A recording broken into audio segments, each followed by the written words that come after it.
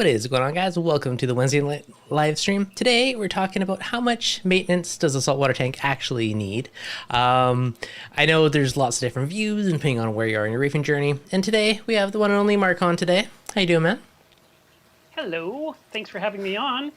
Welcome back. It's been far too long, according to Skype, 5 months. Yeah. I've been on a really long wait list. I finally bubbled to the top. Oh, appreciate you coming on. Cheers. Welcome back. Well, thank you. We're doing Crown Royal. I'm doing Crown and Coke, and he's doing straight Crown because he's a true Canadian. In spirit of Marc, I acquired some Crown, just to be cool like you with the Crown. It's good. Always have Crown within reach at all times. See? Set. All right. Now, I guess, we'll always go into tangents, but on the main topic, about doing maintenance on your saltwater tank, how much time does your tank take per week? And it's going to be a bit of a different conversation based on if you're a new reefer. I mean, in my opinion, 0 to 1 years is a different story than 1, 2, 3 years after that. Yeah. So now, I guess we'll start a little more with like the seasoned reefer side, because your tank's pretty mature now and probably a lot less maintenance when you first started it. Mm-hmm. It's coming up on 10 years. 10 years. Okay, yeah. So how much effort per week do you actually think you put into your tank now? I was saying for quite a while about an hour a week, which isn't bad. And the majority being on like Saturday. The rest of the week, it was just like you race the glass for a minute and make sure that the waste collector is not overflowing or something like that, where it takes 2-3 minutes to empty something out. But it felt like about an hour. But if you keep doing that for a super long time, you'll end up spending many hours one day doing a ton of things that you've not done for so long. Yeah. So it might be a little bit more accurate to focus about 2 hours a week on the tank if you have really good equipment. Mm-hmm. And I think in that scenario, it'll take care of itself pretty well until you finally hit some of that annual maintenance stuff. Yeah. Now, that's an interesting one. If you have good equipment, so have you had experience with like cheaper equipment that needed more love and maintenance than, some of the better stuff? Or? Yes. Yeah. Sorry, I didn't mean to cut you off. When I try to DIY something, those are usually something you rigged yourself. Yeah. And those darn things would break all the time. And you had to take time out of your life to disconnect the pump, open it up, remove the impeller, get some new zip ties, get some more mesh, strap it onto the impeller, because we're trying to do that micro mesh way of having finer bubbles in our skimmers. Yep. And I remember I did that for a long time. I was like, oh God, here we go again. And I know that Ecotech is your sponsor, but I will say I spend too much time on those Versa pump tubes. And it's just like, it's another one of those tasks I have to deal with that I really feel like you put in the tubes, they should be good for a year. And I find that I'm having to replace them within 8 weeks. I just burn through them. And I'm not even like running the pump hard. I would say my calcium reactor ones probably every 3.5 months, but the rest of mine last ages. Like the calc with RDI is fine, the dosing are fine. Yeah. The only one that like needs a lot more love in my experience is calcium reactor. Now, do you use them for what I'll do? Okay, yeah. It's for the calcium reactor just to feed salt water into it. So there's no like special chemicals. It's salt water moving through it. So anyway, I was ordering from US Plastics for things I sell in my shop. And I went ahead and I found that Tygon tubing. And I went and bought myself like whatever I got, 15 feet of tubing. So I'm going to start rebuilding all my Versa assemblies, because you can make those yourself and save a little bit of money. And so I've saved like 5 used ones. And I'm going to disassemble, recreate them, and hopefully I can just swap them out and it won't feel, mentally it's a hurdle. It's just one of those things, but it just seems like I'm spending too much money on those. So if I can kind of fix mine instead of buying the official one. Let me know if that works. That sounds super cheap, but it's if it costs you 50 cents instead of $6, it adds up. $15. Yeah, that thing adds up, right? Yeah. Why am I keep replacing it? Okay, so what is that? $80, $90 a year for me? That's a lot. Yeah. So yeah, if I can fix it for, get it down to $6 each, I saved a little bit of money. I've thought about it, but I haven't tried it. So let me know how that works out. And if it does work out well, link me up to some tubes so I can try it. The problem is that I can't just be good enough, because again, that whole DIY thing where things don't really hold. So I want to buy the special tool off Amazon and the special metal clips, and I want to go and I want to, and that's going to add to the cost, of course. But it might make the assembly even easier for me. I mean, as you a could use a hobbyist, zip because I tie. can just use the proper tool, use the proper piece. Yeah. It'll be more durable and Yeah. provide security for the 2-month run. I Mm-hmm. just wish it ran longer. I wish it was like a better tube on the market that we could just say, okay, like for example, well, I can't think of an example, but if we just, no, I can't. So like the EB832, the Mm-hmm. old ones that were burning up and shorting out, or what you want to call it, the terminology of whatever makes Yeah. it fail. There's this component that's dirt cheap. I mean, it's like Yeah, six, it's that eight, little 12 12 volt DC power supply, whatever it yeah. is.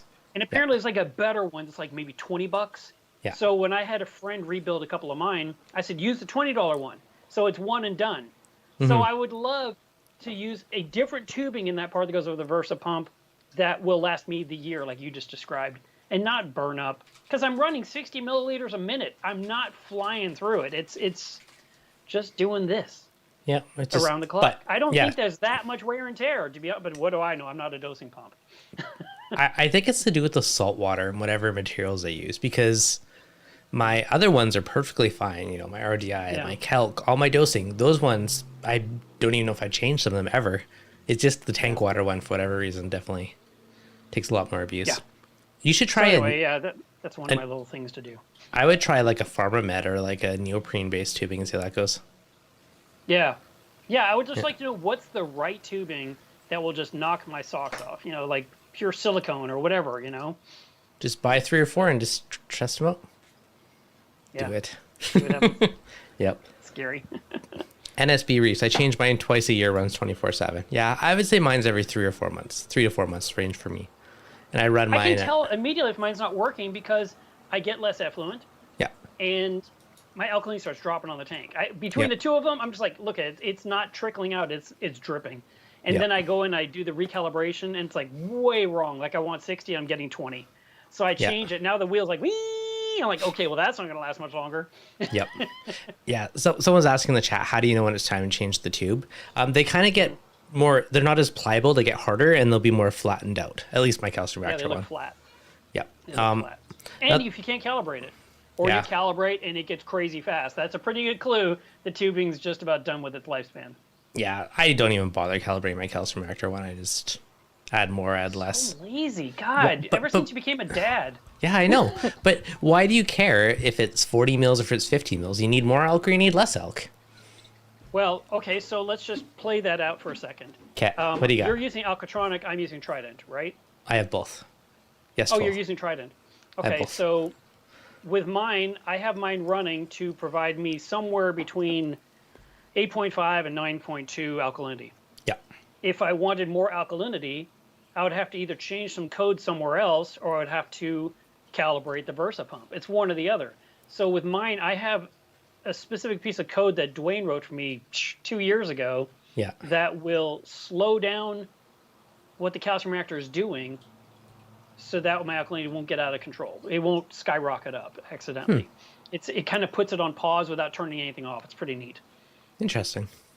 And So- for me to increase alkalinity, I would have to, like I said, change some kind of command, and then I have to remember to change the code back. I'd rather just kind of focus on the feed and keep my trickle at the same rate week after week after week. Okay, so on mine, if the alkalinity is too high, it just turns off the CO2 until it drops like under 9 again or whatever it is. So I just don't even think about it. It's like, oh, my elk's slow, just add 2 or 3 more mils to my effluent, and then Yes. that's all I do. Yeah, with when mine. you turn off the CO2 and you're using the Trident, you will not know again for 6 hours if your number's at the right level. Yeah, that's fair. And if like it hasn't quite dropped quite enough, then it's going to be 12 hours with no CO2, for example, which might be a long time, and then suddenly your Good for tank's pH. playing catch up, I think. That's I mean, good. it just depends on the tank and how much your tank is using. I've got a lot of SPS, and it slurps it up pretty hard. Do you know what your DKH consumption is per day? I feel like it was like 1.5 or something like that. I might be wrong. Yeah. It's been years since I've actually checked it, but That's about where mine is. So if my Yeah. reactor's off, I mean, I drop about 1.5 DKH for the day. So I'm in there with baking soda, bringing it up really fast. yeah. Do you dose on top of that, the calcium reactor? No, Okay. no. So I'm on top of mine. I also have calc going into the tank, and I'm also dosing. So it's like a whole slew of stuff going into mine. Yeah. So maintenance side, I mean, with calc, I also have to add a scoop of calc every 2 weeks or so to the reactor. I do that. Right. You know, every month or two, I got to retop off my not my ATO containers, my dosing containers. You know, that's majority of the work right now. So for me, maintenance is going to be more about the big jobs. Taking your Yeah. protein skimmer out and cleaning it top to bottom. Literally disassemble it down to its last screw, scrub everything clean, make it like new again for the next year. I want to clean up my sump completely and get all the detritus out of every compartment, clean the walls, you know, clean anything I can get my hands onto. I want to get it cleaned out and fresh and scrape off whatever's evil. You know, whether it's anemones or Yeah. vermitids, or there might be stray starfish or just calcification or just anything that doesn't belong, to make it like new again. And it's a big job. It takes time. How often do you do that? The skimmer, more than once a year. So like 9 months or so. I don't go a full year between cleanings on the skimmer normally. Okay. The sump, I definitely want to tackle it once a year, but I sometimes tackle it in stages. Like I'll do the Refugium 1 month. A couple months later, I do the skimmer section where I have the skimmer out and I'm soaking it. And then finally I get to the return zone. And that's right now, my big thing is the return zone. I absolutely need to get in there and, oh my God, it's so bad right now. And I want to completely clean it. And that's going to take like 2 hours to clean that section because it's just so much has been going on for so long. Because it's behind something. And that's the other part of the maintenance. If you have things in the way and you cannot get to your tank, or you can't get to your sump, or you can't get into a certain part, you'll neglect it forever until something goes kaput. Yeah, Right. you sure will. I mean, it's been bad. There's been times like a filter roller runs out and I just wait a few weeks and eventually I change it. Like, it's terrible, but it happens. No, I mean, I did that once with a Trident. The Trident didn't work. I messed around with it for a little bit. It wouldn't work. And then finally it was like not working for, I don't know, probably 2 months. Yeah. You know, it was way too long. And at that point, I couldn't start it. And I was like, I called Neptune and said, now what do we do? Because I knew everything had probably calcified in every single tube. Yeah. You know, it was just, I let it sit too long. So I try to stay on top of things. But it really comes down to what has a need right now. That's fair. You know, like I said, I don't like to ignore the Trident too long now. I learned my lesson from that one. So I usually try to resolve it within, 18 to 36 hours. Yeah. But like when I have a metal halide out or a sky or whatever light fixtures over my tank, if it goes out, within 2 days I'm fixing it. I may not fix it on the spot, but I'll be aware there's a problem, and then I will tackle it in the next day or two and figure out what's happening. And like for example, I had a Reef Bright recently. I have 2 of them on my tank, and one didn't come on. And I was like, that's weird. And then the next day I looked and it was on. And I was like, okay, that's even weirder. It did work. And then I needed to activate it manually once, and only one came on. I was like, see? I knew there was something wrong. So I decided to get up there on the walkboard and get up to all the ballasts on the top. Yeah. And it turns out the plug that goes into the power brick was a little loose, which is so weird when it's never touched. Yeah. I mean, it literally had to just work its way out from turning on and off. I mean, just the little bits of electricity are like pushing it apart from the power supply. I was like, how is that even happening? So I just jammed it back in and fixed the problem, which was nice. It was an easy fix. Well, at least that's an easy fix. But even on that, that's a good point. Like, how often do we actually just do a check over on everything on our tanks? Probably not very often, right? Like, it's not a common thing. Like, it's probably worth, every 6 months just, taking a damp cloth and wiping off the dust and salt creep and, just kind of give everything a little one over as you're doing your... I completely agree with you. Yeah.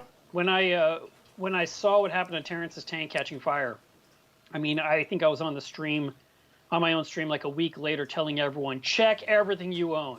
Yeah. Literally unplug everything and check every plug, check the outlet in the wall, check your power strips, check your on-off DJ switches, look inside it for burnt anything, just verify that all your gear is 100% safe top to bottom. No, very wise. People did. Now, no one said, oh my God, you wouldn't believe what I found. But how's that for at least we know we looked? Versus, like you said, it's just a rat's nest that we just like, it's fine, it's been fine, no one ever touches it, it's okay. No, someday something bad could possibly happen.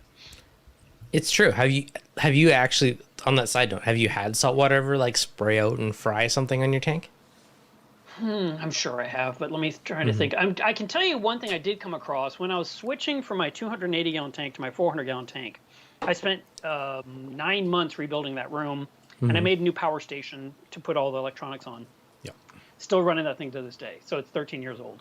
And I had 2 of those DJ power switches. You know, the ones that along with the 8 Yep, rockers? I used to use those. So I opened it up and I looked inside, and 7 of them were perfect, and 1 had a really scorched wire. Yeah. And that was one of my metal halides that was 400 watts was apparently, you know, being turned on and off through that spot. It had cooked it. So while it was open, I replaced that one piece of wire with a nice, clean, healthy piece of wire. Solved it. But I took care of it before it became a problem. And that's the kind of thing. Oh, I do think if someone got splashed or it didn't get sprayed, I was fighting my Versa, the lovely Versa. And I dropped it into the sump and it sank, and I reached in and I lifted it out really fast. I was like, oh no. And then I ran to the garage with it because I have an air compressor, I can blow it off. And I took out the screws and opened inside, and there was liquid inside, and I was spraying it all clean. And then I ran into the kitchen sink and I poured rubbing alcohol all over all the circuitry. And then I contacted Tim Marks at Ecotech and said, what did I do wrong? And, you know, is there anything else you can think of? And he said, no, you did everything right. You're fine. Just make sure it's nice and dry.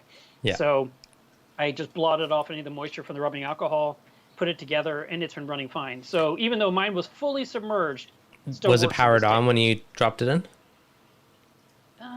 Probably.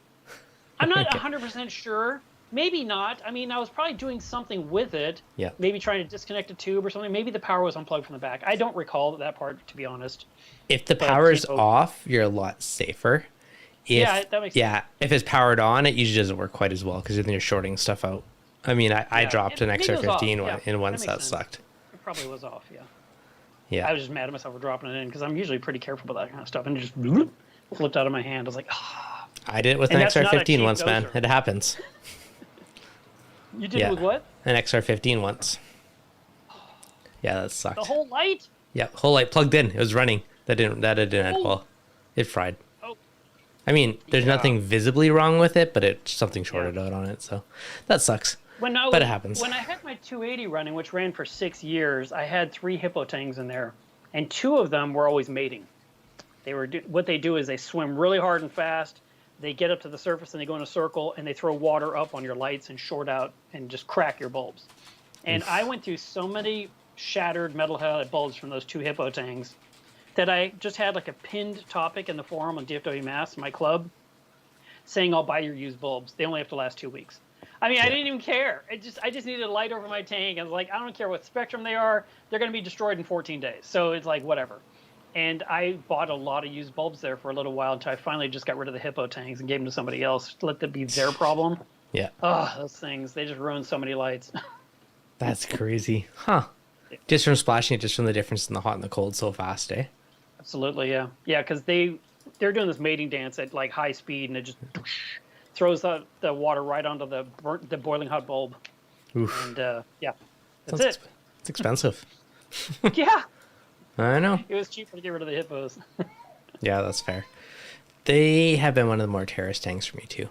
In my experience, hippos like to move coral frags around the tank, so they'll pick up a coral and drop it on another coral, and then they fight and they die. And then I've lost a lot of frags to hippo tanks over the years.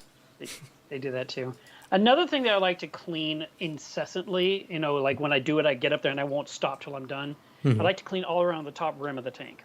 Yeah. So like my tank is Euro braced. And I'm cleaning the top of the Euro brace, the edge of the Euro brace, the underside of the Euro brace, so it's clear to look through again, even though it's just glass. Yeah. But I just like it to be super clean. And about once a year to 18 months, I really work my way around the entire tank, you know, meticulously cleaning. And I did that 2 Sundays ago, where I not only cleaned that Euro brace as much as I possibly could, I removed the entire return assembly, which is with my random flow generators. I soaked them in acid. I chipped off everything that was evil. I cleaned them out really well. I put the whole thing together like brand new again. And my overflow box is external, and I cleaned out all the crud in there. I siphoned out all the stuff so that way, you know, it just didn't have any decay in there at all. And I looked in the bucket, and the liquid was orange. Orange! Just like, not orange juice. What the heck was in there?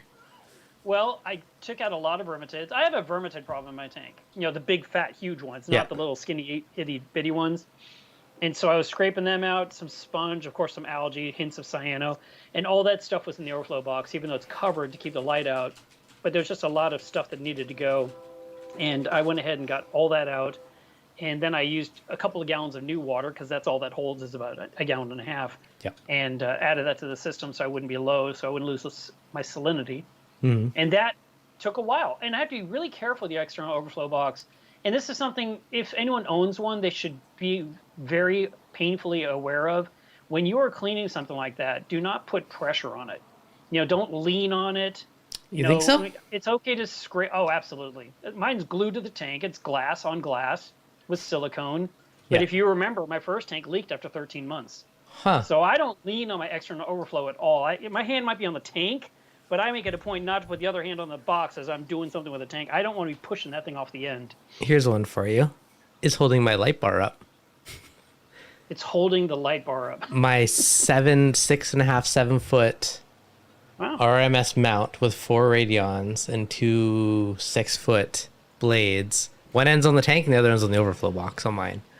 And keep another thought in mind. You also have drains pulling on the external overflow box 24/7 because of gravity and the water. So, I mean, there's all of that. And, so yeah, it's something to be just aware of. When you get in there and you start really thinking about I'm cleaning, don't put new added pressure on it, because eventually it's just going to give. It just will. Yeah, that's fair. It's man-made. Dan of Earth, do you guys recommend cleaning out a refugium? Mine has lots of excess algae growth, but I'm worried cleaning might mess up the stability. Thinking about throwing in a few snails in there. Snails can work. I'm going to say maybe once or twice a year I will vacuum all the detritus out of my sump. So if you just have, let's say, a Chaeto refugium, there's a bunch of detritus built up in the bottom, then yeah, I would vacuum that out once or twice a year. If you have like Miracle Mud or like the Aquaforest mud or like some kind of a substrate, then I probably wouldn't vacuum out that section. Mm-hmm. Do you ever clean your refugium? Yeah, I do. And usually I do mine like every 2 years, and I clean it top to bottom. I will take it all out. I'll remove everything. I will just really clean it. I clean all the walls. I clean the teeth. Wherever the water's moving, water coming in, water going out, scrape everything clean, especially my front viewing panel. I want that nice and clear so I can enjoy it. Mm-hmm. And the plants themselves, I like to take if you're doing a water change, for example, you could have a few 5-gallon buckets, and you can take the plants and shake them off in bucket 1, then bucket 2, then bucket 3, and then put them back in the refugium, and they're going to have a lot of detritus off of them. Yeah. You'll lose some bugs and pods at the same time, but you can grow more of those.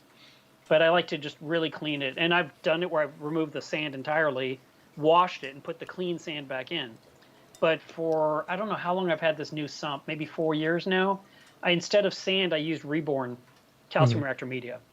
And with that stuff, it's so nice and big, I can basically just shove it to one end and vacuum all the detritus, and then move the gravel the other way. And some is in there, and I kind of keep fighting to get, because I really would like to clean it. Mm-hmm.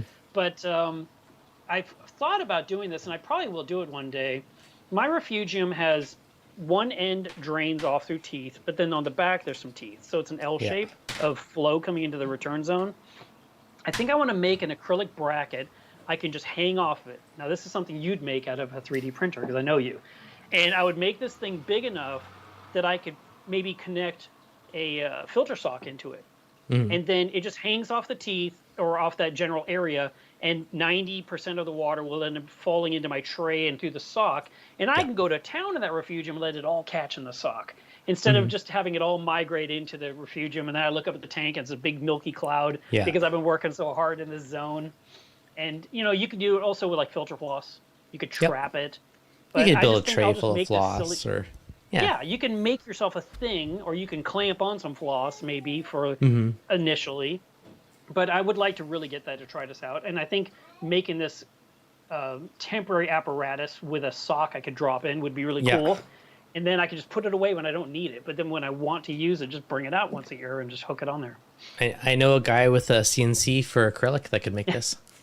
So I'm thinking, I mean, it's just another one that's like, one more thing to do. But I think I could totally do it. Oh, I feel easy like peasy. what I would do is I would make the tray where it's like a gutter on the backside. Just like a big rectangle with a big hole for... Yeah, I think so. Yeah, and I could use a 7-inch sock. It could be a big, huge sock. It doesn't have to be a little 4-inch sock. That's what I would do. It would just be a really good way to control the flow of waste and be able to just pluck it out and like, I really cleaned everything this time. And it didn't just migrate to the next zone. Yeah, no, I think that would work well. The other thing that I did way back in the day for cleaning sand bed and whatnot, I had basically a big tube, and it ran through a 10-inch filter, and I put in a string sediment filter inside of it, and I just used like a little CJ pump on it, so you could basically just give her as long as you wanted, and then the string filter caught all the particles and stuff. That kind of worked I was too. going to ask you if you still use that. I haven't used it in a while, but I haven't. That being said, I haven't really vacuumed my sand or done that stuff in a while. I'm not gonna lie. The last year since I've had a kid, I've been a little slacker on a lot of the maintenance stuff that I used to be pretty good at. So it happens. I feel like a lot of hobbyists are super bad about cleaning the power heads. Super bad. You know, the wave makers that they always call wave makers. They do not clean those nearly enough. And I had a client who called me up. His tank was old. You know, 10 years, something like that. I don't know, 9. And said, hey, Mark, I need you to come out and just help me clean everything. And I said, okay. I said, my rates aren't what they were 9 years ago. He goes, nope, it's fine. Doesn't matter. And I spent so much time cleaning gyres. Yeah. He had like 6 or 8 gyres on this huge tank. And I took them completely down to, you know, the core. And I removed the actual weird impeller looking thing. Yeah. Then I had to puzzle them back together again. And when I got there, the water in the tank didn't move. You just kind of saw fish moving, but nothing, everything was really like stagnant. I said, this doesn't look right. And he said, well, yeah. And then I cleaned it. And when I left, that place looked like, you know, like the confetti coming down for Happy New Year. It was crazy how bad it was. He's like, geez. I'm like, yeah, I've got all of them running. They're all clean. And it's just, I feel like a lot of times people, I mean, think about it. You spend money on whatever pump you're going to put in your tank. And then it's running at 50% because it's so clogged up. It's just like spending a lot of money on lighting and letting your lighting get completely obscured with stuff. Or if you have a top over in your tank and it's dirty so the light can't penetrate. Yeah. There's certain things we have to clean regularly. That's part of that 1 or 2 hours a week thing. Yeah. But then every 3 or 4, I mean, look, I saw this a long time ago. I don't know if it's still true. But back in the day, I followed quite a few German aquariums on Reef Central.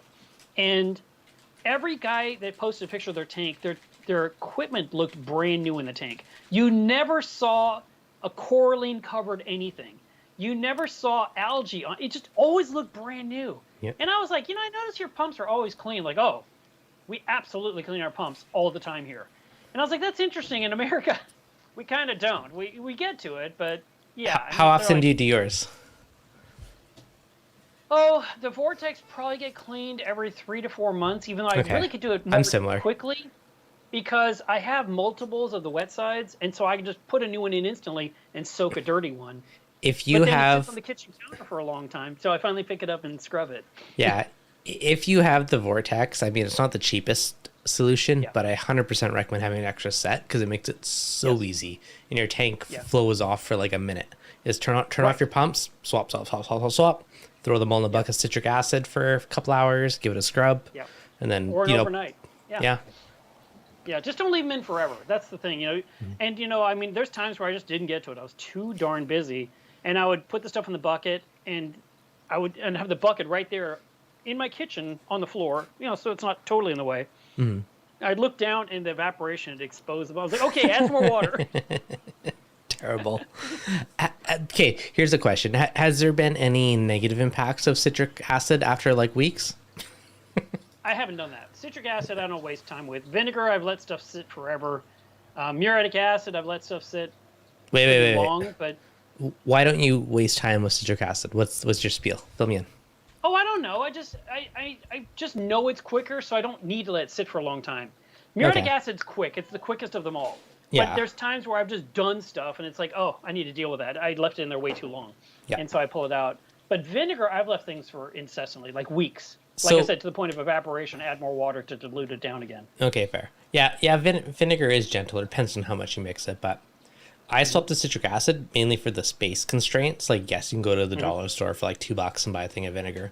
But vinegar jugs take up a lot of space, right? You can have a tub of citric acid that's equivalent to, like 30 jugs of vinegar and just dumps them in. So that's kind of why I swapped.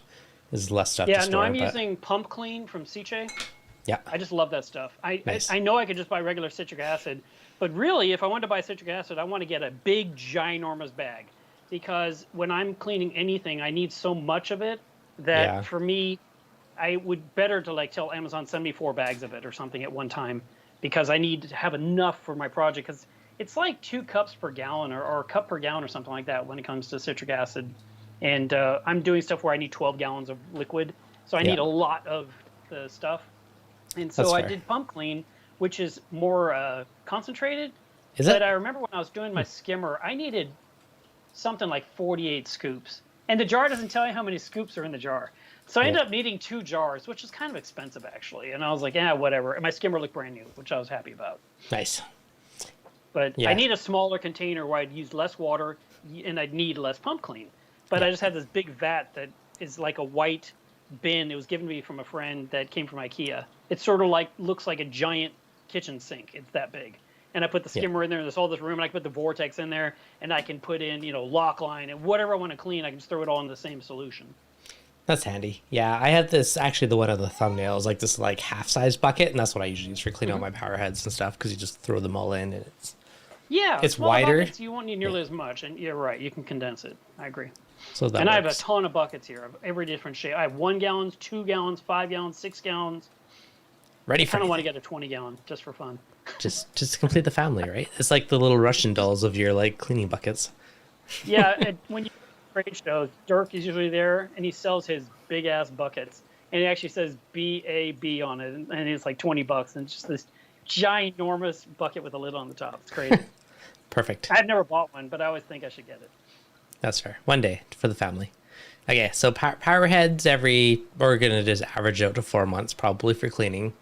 Return pumps, I think quarterly would be smart. Yeah, every 3-4 months. For me, when it's either covered in coralline or algae is kind of when I'm like, oh, it's almost all purple. It's time to soak it. Or if it's, turning green from like some turf algae growing on it or something coating it, that's kind of my cue. Right. The return pump once a year for sure. Yeah. Yeah, about once a year is probably what I do too. Yeah. And your heaters, once a year for sure. And you should check them, make sure they're working right. You're not wrong. I don't think I've done mine ever, but you're not wrong. That's a good one. No, I like to clean them off. I like to make sure the cord is intact. I like to make sure the light comes on. I like to make sure I can feel the heat in the glass underwater. Yeah. I don't test it out of the water. I just have it in the water, and I activate it with fusion, and I can feel it getting warmer. I'm like, okay, that one works. Put it down, get the next one. Because I use 3 heaters in my tank. And I just want to make sure all 3 run. Yep. And the same thing with Caitlin's reef. The little tiny tank I have has a single heater there. And a few weeks ago, I was having problems with it. It just wouldn't work. The tank would send me notifications, hey, your tank's getting too cold. And I was like, it's a cold water fish, doesn't care. But, I still cared about the heater. And so I tried to figure it out. And then finally it occurred to me, adjust the little knob on the top because, I never touch it. And I probably nudged it. So I adjusted a little bit and the light came on. I was like, oh, I fixed it. And then 2 days later, I got the alert, oh, your tank's too cold. I'm like, I thought I just fixed that. And so the heater was in the tank, and I couldn't understand. I thought, I guess I'll nudge it again. And as I'm lifting it up, out this much higher in the tank, just lifting it 2 inches, 1 inch, the light came on. I was like, that's weird. So I let go, and when it went down, the light turned off. So I lifted it up, and the light came on. And I put it down, and I was like, wow. So I basically pulled it up and bent the wire to make it stay a little higher so it would operate, just to get me by. And then I went to the fish store and bought a new heater just to have another one. And I've got a brand new one ready to go. It just needs to be plopped in. And also, while we're talking about heaters, having the right size heaters on your tank is critical. I know a lot of people buy the wrong size for whatever reason.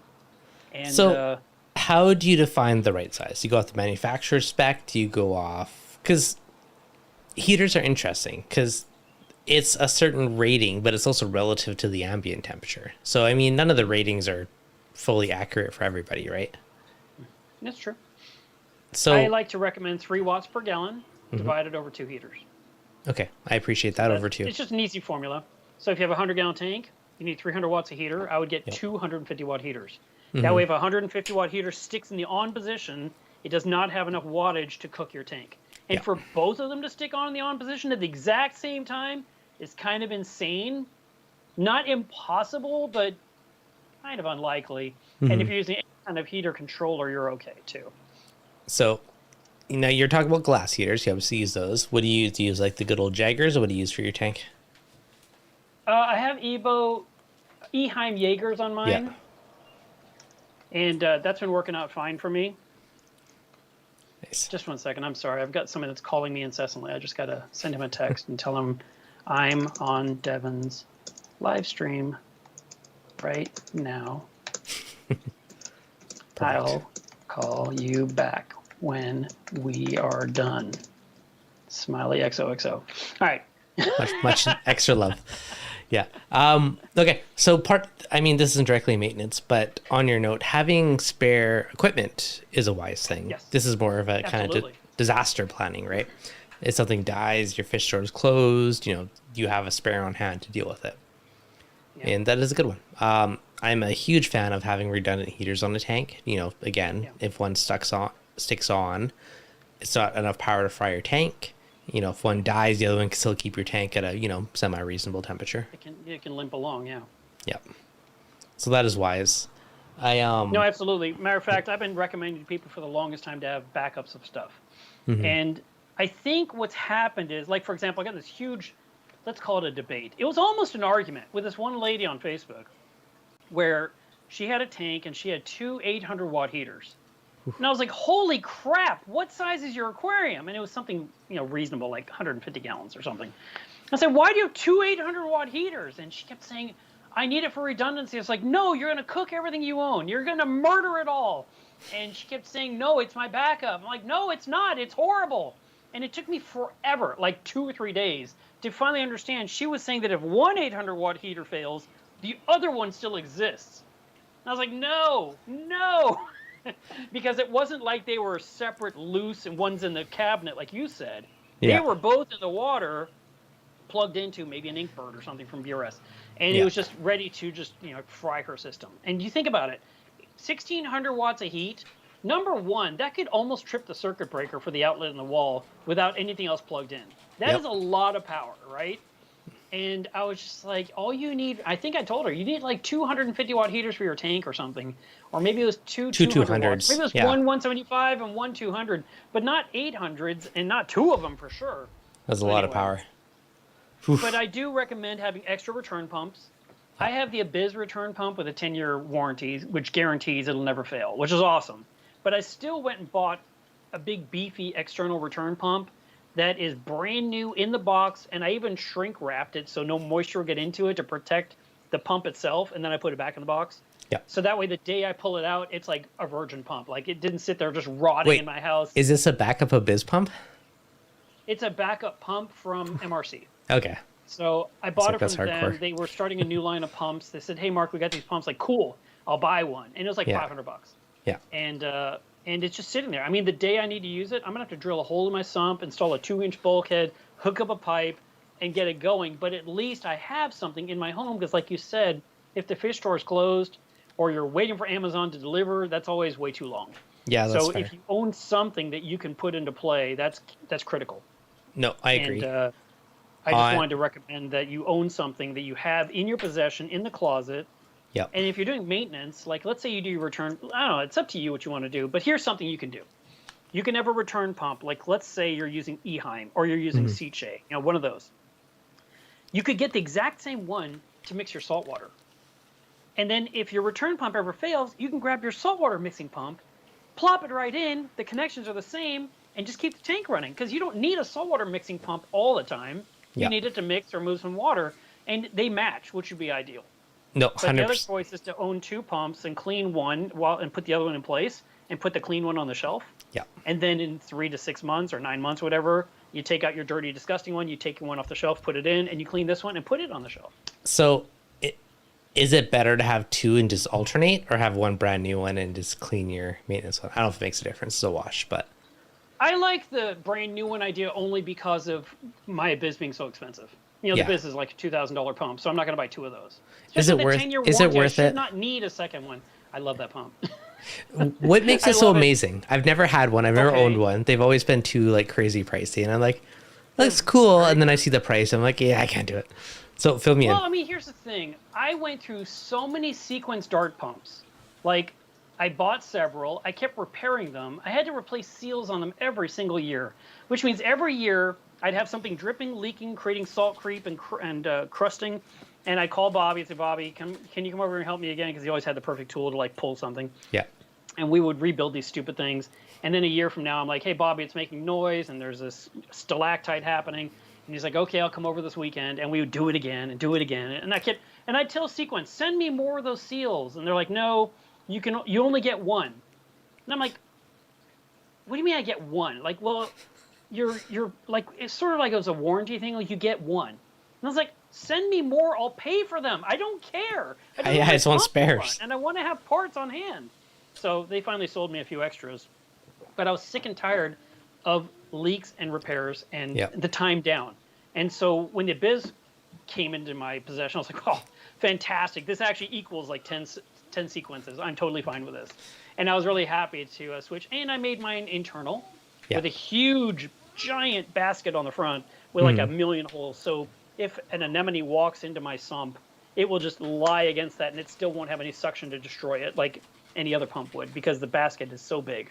Nice. And when my tank had a problem, I don't know, 3-4 years ago, I had a big coral RTNing. And it was bad. I mean, it was really bad. And I was trying to think, how do I handle this? I want to lift out this giant colony out of the tank, but I don't want the flow to blow all the death onto everything else because it was going to happen. Right now it's kind of, there was the shadow caster here, and this was my return nozzles.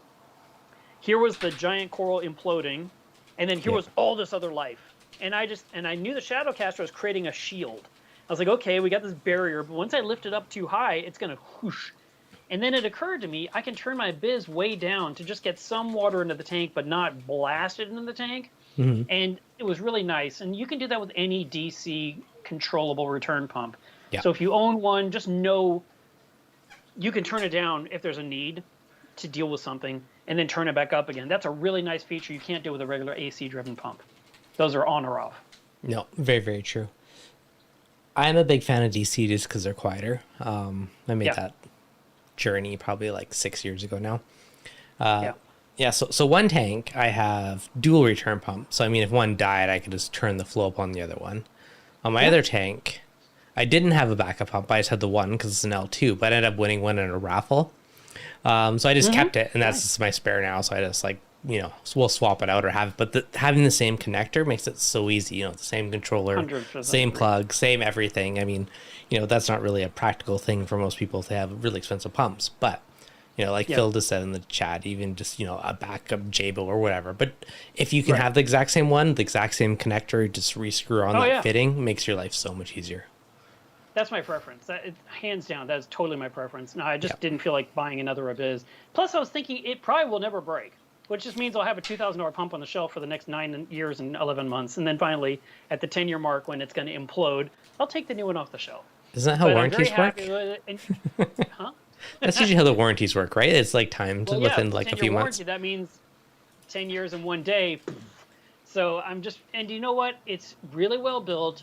It's really hard to take apart. Like, the impeller comes off, the cover, but getting the impeller out is impossible. And I actually went to Markna and said, show me how to do this. And he grabbed 2 huge screwdrivers and he put them in, he went, I was like, see, I wasn't doing that. I didn't know. I was doing something else, and I was afraid I'd just shear it or break it in half. He's like, no, it's very strong. And, it's this German accent. It's very strong. And I'm like, okay. So when I finally thought, let me go clean mine. And that's part of my big project. When I told you to clean my return zone, that's where my return pump is. I'm going to have to clean out that zone and totally clean that pump. It's time. Yeah. And it's going to take a couple hours. It's going to be some work, but it'll be great because it'll be nice and clean, and it'll be, I'll see if there's any kind of flaws. If there's anything that looks like there's an issue, I'll be able to see it with my eyes and maybe order something if I need to, like maybe a fresh impeller. I have no idea. Yeah. No, I mean, that's another part of maintenance too, right? It gives you that chance to inspect it and give that visual one over. And, is there anything that might turn into an issue down the road? Yep. Skimmer, how often do you clean that baby? I don't do mine enough. This stream's motivating me to give some of my equipment a deep clean again because it's probably been a while. But I like to do it less than once a year. So a little bit more frequently. I think I mentioned this before. I'd probably do it like at the 10-month mark or something. If I'm treating my tank for cyanobacteria, that is the perfect time because I take the skimmer off. I turn it off. It's off. It's off for 3 days. Really? So while it's off, why don't I go soak it and clean it and make it like new? So that way, and I can clean out the skimmer section, and I can take out the stand and clean all the detritus down there. And then when I put it in, everything's shiny and pretty, and I feel proud of myself, and I'm really happy. And the cyano's gone in the tank. I'm like, oh, this is so nice. Everything's pristine and beautiful. Yeah. So that's when I do that. Huh. Yeah. So whenever if I ever do chemi clean, I take the skimmer cup off and I put a bowl upside down and leave my skimmer on there for aeration. Just let it overflow into the sump. I tell everyone not to do that. I just say turn your skimmer off. I've been telling everyone that forever. If you want to aerate, you can just put an air stone in the tank. I mean, it's going to probably be more effective than having a volcano in the sump. Maybe. I don't know. Maybe there's a way to like measure the difference with ORP or something and see which is more effective. Maybe you want to do a test one day, or BRS Investigates will do it for us. I don't know. I might try this next time I treat you cyano. It's got to be way more effective than having stuff spattering in your sump. Well, that's why you can put a bowl over it. You put a bowl upside down, and then it just goes popping on the outside of the body. It's just off the sides. Fair point. Salt creep. How often are you changing out your CO2 absorber on the lid of your skimmer? Every couple of months. Okay. It lasts quite a while. Is it rechargeable, or is that throw away and buy new? Throw away. Okay. I buy these 5-gallon buckets of one called Carbo Lime, and that's what I've been using. Okay. All right. I think I actually have a spreadsheet. I think I noted when I did last. Let me see how long it lasts. I'm curious now. Okay, yeah. New CO2 media, so I did an 03. Or sorry, third month, 16. 2003, 20 years ago. Yes. Yeah, so I'm going to say every like 3.5 months-ish. It's probably... I got a question for you. Yes. Even though you were answering my last question, I got another one for you. Ask How often do you clean your probes? That's an important question. Not often enough. As I'm looking the sump beside me, and I can see all those little white dot crustaceans on them. Probably do. I'm going to say recalibrate my pH probes every 4 to 6 months. As for actually cleaning them, I don't know. It's hard to say.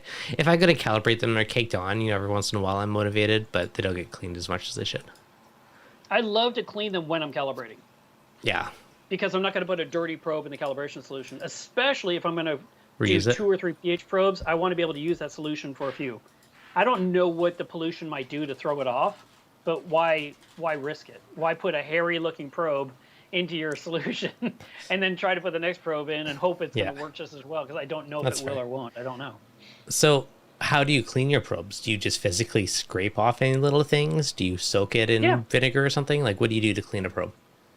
I had a friend make fun of me the other day. He was visiting, and he's in my kitchen sink, and I think he was cleaning some dishes. So he stayed with me a few days, so he was being helpful. And he needed to scrape something clean. And most people have, I don't know. I mean, I have sponges, obviously, but I think they have some other tool. But I always have basically some kind of a credit card. Yeah. Always. They around my tank, in my fish room, in my sink. Like if I make bacon and I have a pan full of grease, I take the credit card and I scrape the grease onto a paper towel and throw it in the trash. I don't want to go down my drain and clog up my pipes. So I'm constantly using a credit card to like clean probes, clean PVC pipe, clean Dursos, clean whatever needs to be cleaned. If it's a Powerhead or a pump and there's like a stubborn spot, I get my little credit card because it won't do any damage, Yeah. And I've been doing that forever. But with probes, I've soaked them in vinegar and water. I've soaked them in 100% vinegar before. I remember one person saying, why would you ever do that? It's like, why would I not? I don't even understand how this is even a question. And the person that asked me knows a lot more than I do. And I was kind of shocked that he was shocked that I was using vinegar. I was like, well, how else would you clean a probe? Now, I will tell you this. If you have a probe and, this is the end where the little the prongs are coming out, it's okay to go in there with a really soft toothbrush. Matter of fact, you buy a toothbrush that says soft. You don't get a medium, don't get a hard, get a soft. And you can go in there and you can kind of like turn the probe against just like twist it against the bristles. I've done that. And that will get them clean. But don't get in there like I did with one. I was like, what is that thing right there? And I took a tool and I was like, pick. And I literally like sheared off some little tiny piece of metal that mattered. It was like a little, like there was the tines and there was like a little, like, I don't know, like a ground wire. And I don't know what this is, but I'm sure it doesn't belong there. And I broke it off and the probe went dead. I was like, that wasn't important. That wasn't decay. That wasn't dirt. That was important. Dang it. So, yeah, you want to make sure that you don't destroy anything. You just want to clean it. And I want to clean the outside of it really well. I want to make sure that water can flow over and through it properly. Yeah. And cleaning those twice a year would be smart, especially if you're relying on them. That's fair. Now, calibration you can do based on, you said you do it every so many months. What'd you say, 6 months, 7 months? 4 months is my goal, but realistically, 4, okay. somewhere between 4 and 6. I tend to only calibrate when I get weird readings. Like, it was always right, and suddenly now it's like something really strange. I'm like, oh, okay.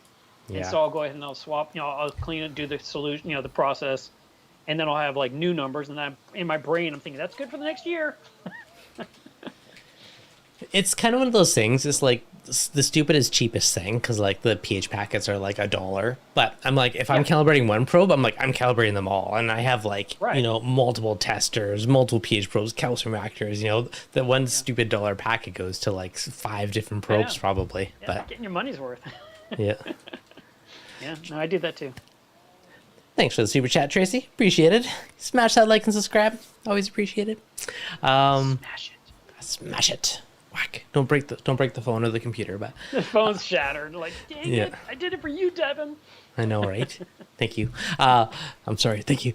But it's funny though. It's like the weirdest thing they cheap out on. It's like this dollar packet, but you're like, nope, must calibrate every single probe, and it's like a mission. And then I'm sitting there for the next half an hour calibrating probes. So I mean, that does maintenance. Like on a regular weekly basis, like I feel like I'm pretty much a slacker on my tank, minus cleaning the glass every couple days.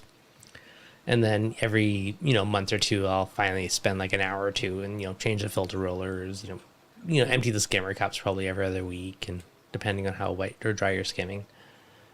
And then, what about GFO? Do you run that? When required. Technically, yes, it's running now, but it's also probably exhausted because I don't think I've changed it in months. But it just depends if my PO4 goes above 0.09, is usually my trigger to add some fresh stuff. And that's all I have my auto tester twice a week, and I'm actually going to look and see what it is right now because I'm curious. I haven't looked in a while. Yeah. How about you? I never run GFO. I stopped using that in 2005. I was like, never again. You use Lanthanum now, right? I've been using Phosphate RX forever. Oh, Phosphate RX, yeah. Yeah, it is Lanthanum, but it's the right dose, so I don't have to. I just count drops. It's so easy. I just count 125 drops and I'm done. Do you dose directly to your tank? Yes. Nice. I've dosed it everywhere. I've dosed it in the sump.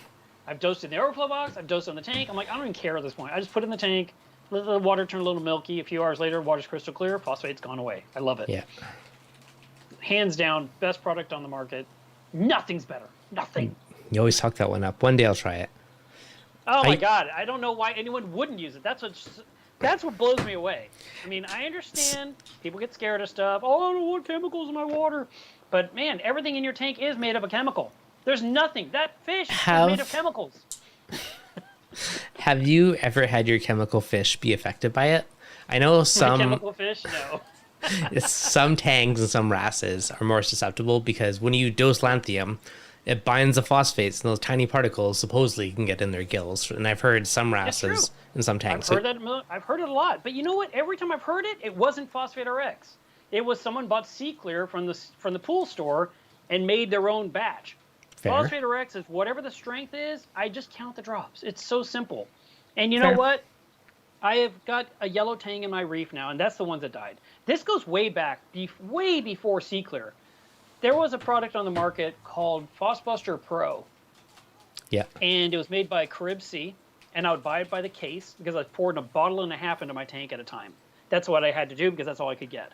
And it was so easy. I took a PVC pipe, I pointed it into my sump at the return pump, right at the intake where it's going to suck it in, and I just poured the Phosbuster Pro. Yeah. I got the second bottle and did half the bottle. And I watched the tank turn white, and then the next day, no phosphates. It was like fantastic.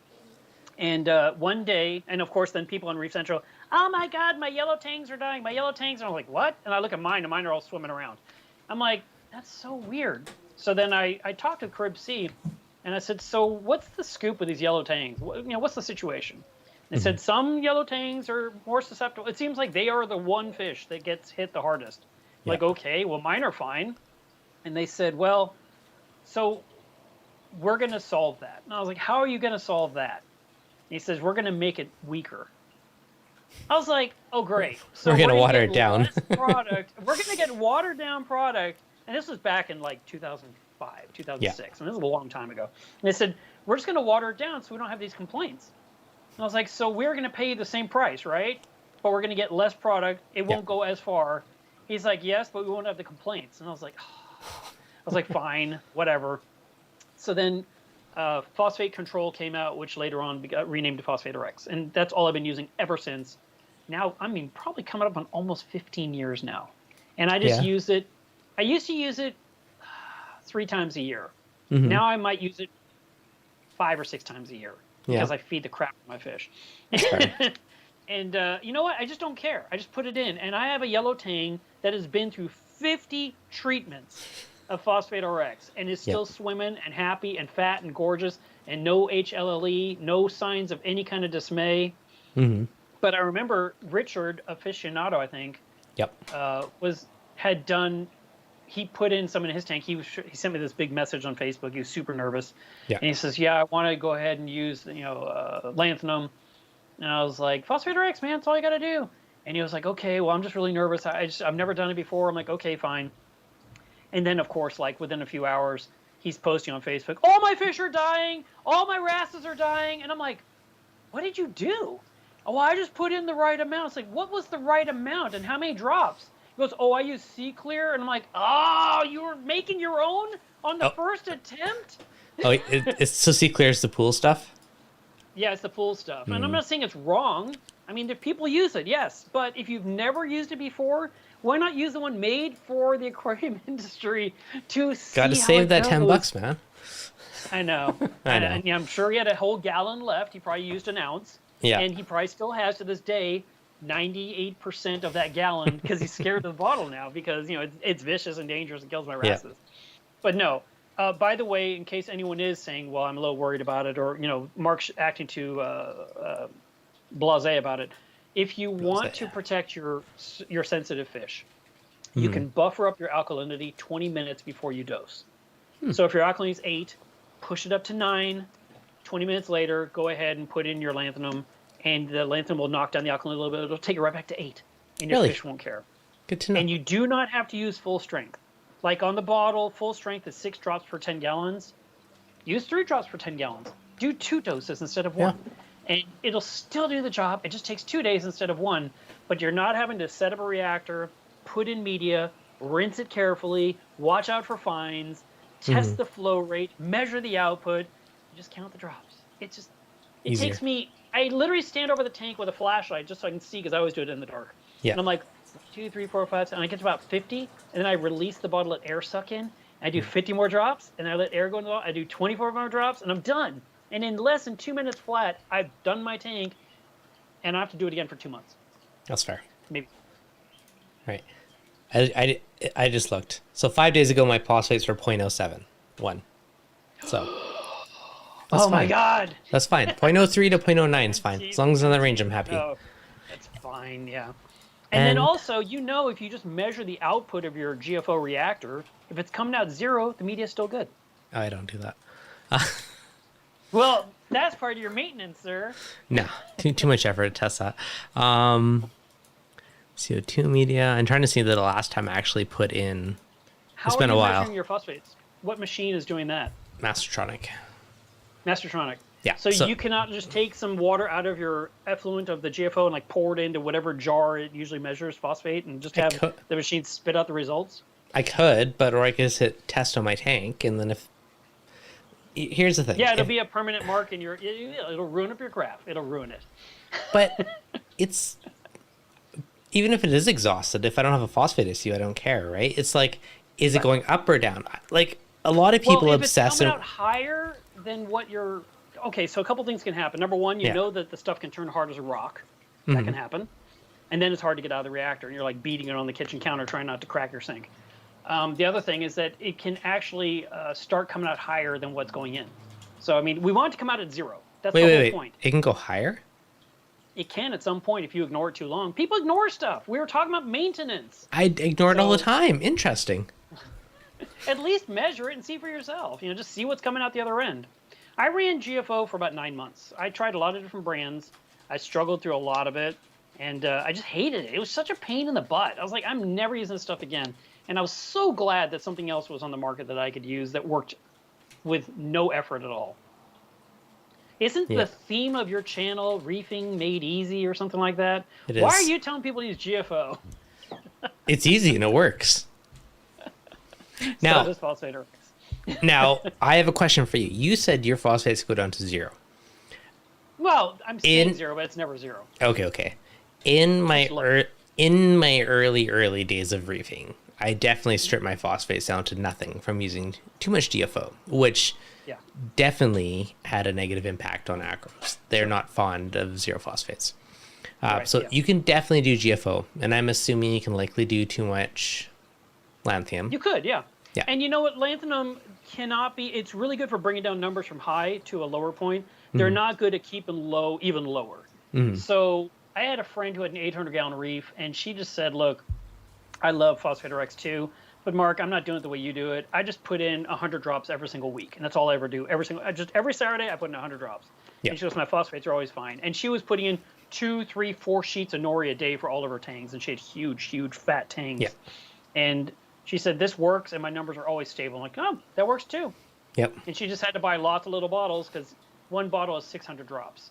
Yeah. So she used 100 drops per week. That means every 6 weeks she needs a new bottle. Yeah. Huh. Yeah, that's a good chunk.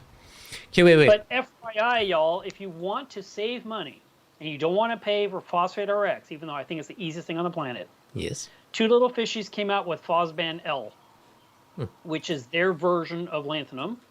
And it is a taller bottle. It's like 500 milliliters. And it is super concentrated, and you have to dilute it. So you get, one of those urine cups, and you put in 20 milliliters of Phosban L, and you put 40 milliliters of RODI water into that. Now you have 60 milliliters. That you can then, choose how much you want to use in your tank. In my tank, I'm just using that number because if I want to do it that way, 60 milliliters takes my phosphates down. Yeah. So that's how I know that number. But it is 1 part Phosban L to 2 parts water. Okay. And you could take the whole bottle, and you could mix it with 1,000 milliliters because it's 500, right? Yeah. You have 1,500, and you could have this big batch. And I don't know, maybe you'd hook it up to a dosing pump and have it trickle in a few drops every so often. But he warns, be very, very careful with it. And he's right, because we're right back to the whole sea clear thing. You want to make sure that you're limiting and you're going in slowly, and you're not trying to do something that's going to harm your reef. But you will save a lot of money buying a bottle of Phosban L versus buying phosphate RX. Good to know. And that being said, GFO is getting more expensive, so I mean, it probably is a good option to look at. But Robophos is the most expensive, right? That's what I'm using. But I don't change it very often. Like, it lasts a long time. That one there is like this big. It's like $80, right? I mean, it's expensive. Yeah. I am not finding in my spreadsheet when I change it last, but I don't change it very often. Like, it lasts a long time. I found it lasts longer than most GFOs. That's kind of why I use it, because I like to ignore things for a while. I like to do it, and then I don't have to worry about it for a long while. Is your tank doing automatic water changes? That's part of maintenance. We haven't talked about water changes. We have not yet. I ran out of salt, and I stopped it probably 8 months ago, and I haven't turned it back on yet. So I should. And did you do the water changes with Versa pumps? Yeah, I have 2 Versas that I use for it. Now, when I was doing it, I'm not doing it now. I keep thinking I need to turn it back on. I've done, in the last year, I think I've done 2 manual water changes.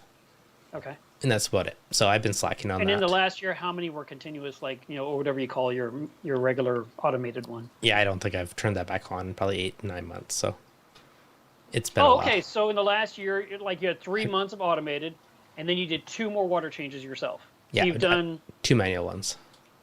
2 in 6 months minimum. Maybe two in the months. last year. Yeah, it's terrible. I should do more. Okay. Just asking. Yeah, no, that's fair. I tend to do about 6 water changes a year. Okay, now this is like, our tanks are a couple years old plus, so keep that in mind. The first year of reefing, I did a water change every week or 2, and I do think that made the tank much easier. Even when, like, on one of my nano tanks, I had a 20-gallon Red Sea reefer, and I did a 5-gallon bucket every week or 2. Easiest tank in the world. That's all I did. And if you're doing, a small tank, water changes are so cheap and easy. A big tank, they're obviously more expensive. Again, the first year, you're going to have a lot more ups and downs and swings, and I think water changes have a lot of value. And as your tank ages, as long as you're dealing with nutrients or adding your elements via other methods, then you're less reliant on water changes. Right. But I do think they are. I always find the tank is just happier when you do one. You know, like things are a little more vibrant, things are a little happier. Like inevitably, you know, hand sanitizer, soaps, whatever. There's some types of contaminants that get in your tank, and water changes will dilute it. So removing whatever these random alien toxins in your tank and diluting them is going to be beneficial to your tank. Now, that being said, and keep in mind too, your corals have their own toxins coming out all the time. Yep. When I had my huge leather coral, you know, the thing was giant. I mean, guys, it was so big when we lifted it out of my tank that was leaking back in 2010. It took 2 of us to take the coral out of the tank. It was that big and heavy. And we put it into a 33-gallon trash can. And it was the full width of the trash can. It touched the rim of the trash can, the whole coral, the whole leather. That leather coral was such a beast and released so much crap into the water that to keep my reef, like you said before, happy, I had to run carbon every single week. Mm-hmm. And I'm the person that recommends running carbon for 3 days a month. You know, you put in a fresh batch of carbon, 3 days later, you're done, take it off the system, clean your reactor, get it ready for next time. But I don't like running carbon nonstop continuously. I find that that doesn't benefit your tank. It's great at first, and then it becomes detrimental the longer it sits there. Mm-hmm. So if you just leave it in the reactor and water's flowing through it, and it's been a month, 6 weeks, 8 weeks, 12 weeks, 16 weeks, 52 weeks, whatever. If you check the output, you're going to find nitrates even coming out of that thing because it is converted. It's getting worse. So change your carbon, let it run, see the water get clear, remove it. See, I don't do that. I never do that. I put it in, a lot of people, and it just lives in there until the next time I feel an urge to change it. It becomes brown and slimy, and they're like, oh, it's probably time to change. It's like, yeah, it doesn't do any good for your... It's done. It doesn't... It has a very... Listen, I have 2 articles on my website from a man named Richard Harker. He wrote them back in probably 2002. I had read everything I get my hands on about carbon, and his article made the absolute most sense to me. And then I think it was like 2012 or 2013, I went and found him on the internet. I was like, Richard, I really want to put your articles that no longer exist. They were on part of like some website that doesn't exist anymore. I said, can I please put them on my website for forever so that people can read your words? And he was like, man, I'm really honored that you liked it that much. Like, dude, it's like the most honest carbon article I've read in my life, and it was really long. It's 2 parts. It's so long with so much information. And his point at the time when he was explaining it, the part I really got the most out of it was like, it has a very short, beneficial life. Agreed. And he recommended crazy slow flow through it, like a gallon an hour. Yeah, I mean, I can't even do it that slow. It's too slow. So, but before you finish your spiel, so my thoughts. Yes, I know it only works, not that long. It's used up fairly quick. I mean, the majority of the useful is gone fast, and there's a little bit of slow eventual usefulness. And my thought is like, okay, it's just like more bacteria area for, denitrifying or whatever bacteria to grow on. But I never thought there'd be any harm to leaving it in. It's not being beneficial, but it's used up. It's not absorbing. Everything in our tank becomes a problem if it sits there too long. I mean, everything. Even the detritus. We can't say, well, there's good bacteria in that detritus. It's like, yes, and there's some bugs in there, and there's some worms in there, and there's some this, and there's some that. But again, we have a closed ecosystem. We don't have the benefit of the whole ocean where it's constantly having a changeover. And with you doing 2 water changes the last 9 months, you're way more prone to hit that tipping point than someone that's changing water every week. 2 big water changes. They're like 50-gallon drums. It still happens. So it's just something to be aware of. Yeah. So catching these things early, getting those things out. If you're running a biopellet reactor, one of the number 1 rules of biopellet reactors is if there's a power outage, get that thing operational. Oh, yes. Or clean it out immediately because it will die and turn gray, and there's no beneficial bacteria in that thing. It's evil now. Yeah, it's and nasty if you were to bacteria. turn it back on after it rotted, it will put all that toxin into your tank. Anyway, back to the carbon.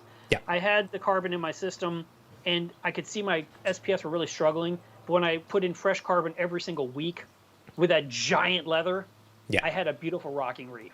And I could literally look at my corals and see when my carbon was going bad. I was just like, wow, I was really in tune with that leather, and I loved it. I grew it from something this big. What kind of leather? What kind of leather was it? a toadstool, a ginormous toadstool. Yeah. It was so big. How big was it? It was so big, when a fish swam into it, it vanished. And you're just sitting there looking at the coral, and suddenly a tang comes out. You're like, oh my God. And that's when you realize just the massive, it was really big. It took up a third of my tank. It was and it was a 280. Yeah. Yep, That's big. That's a big toadstool. Okay. So carbon.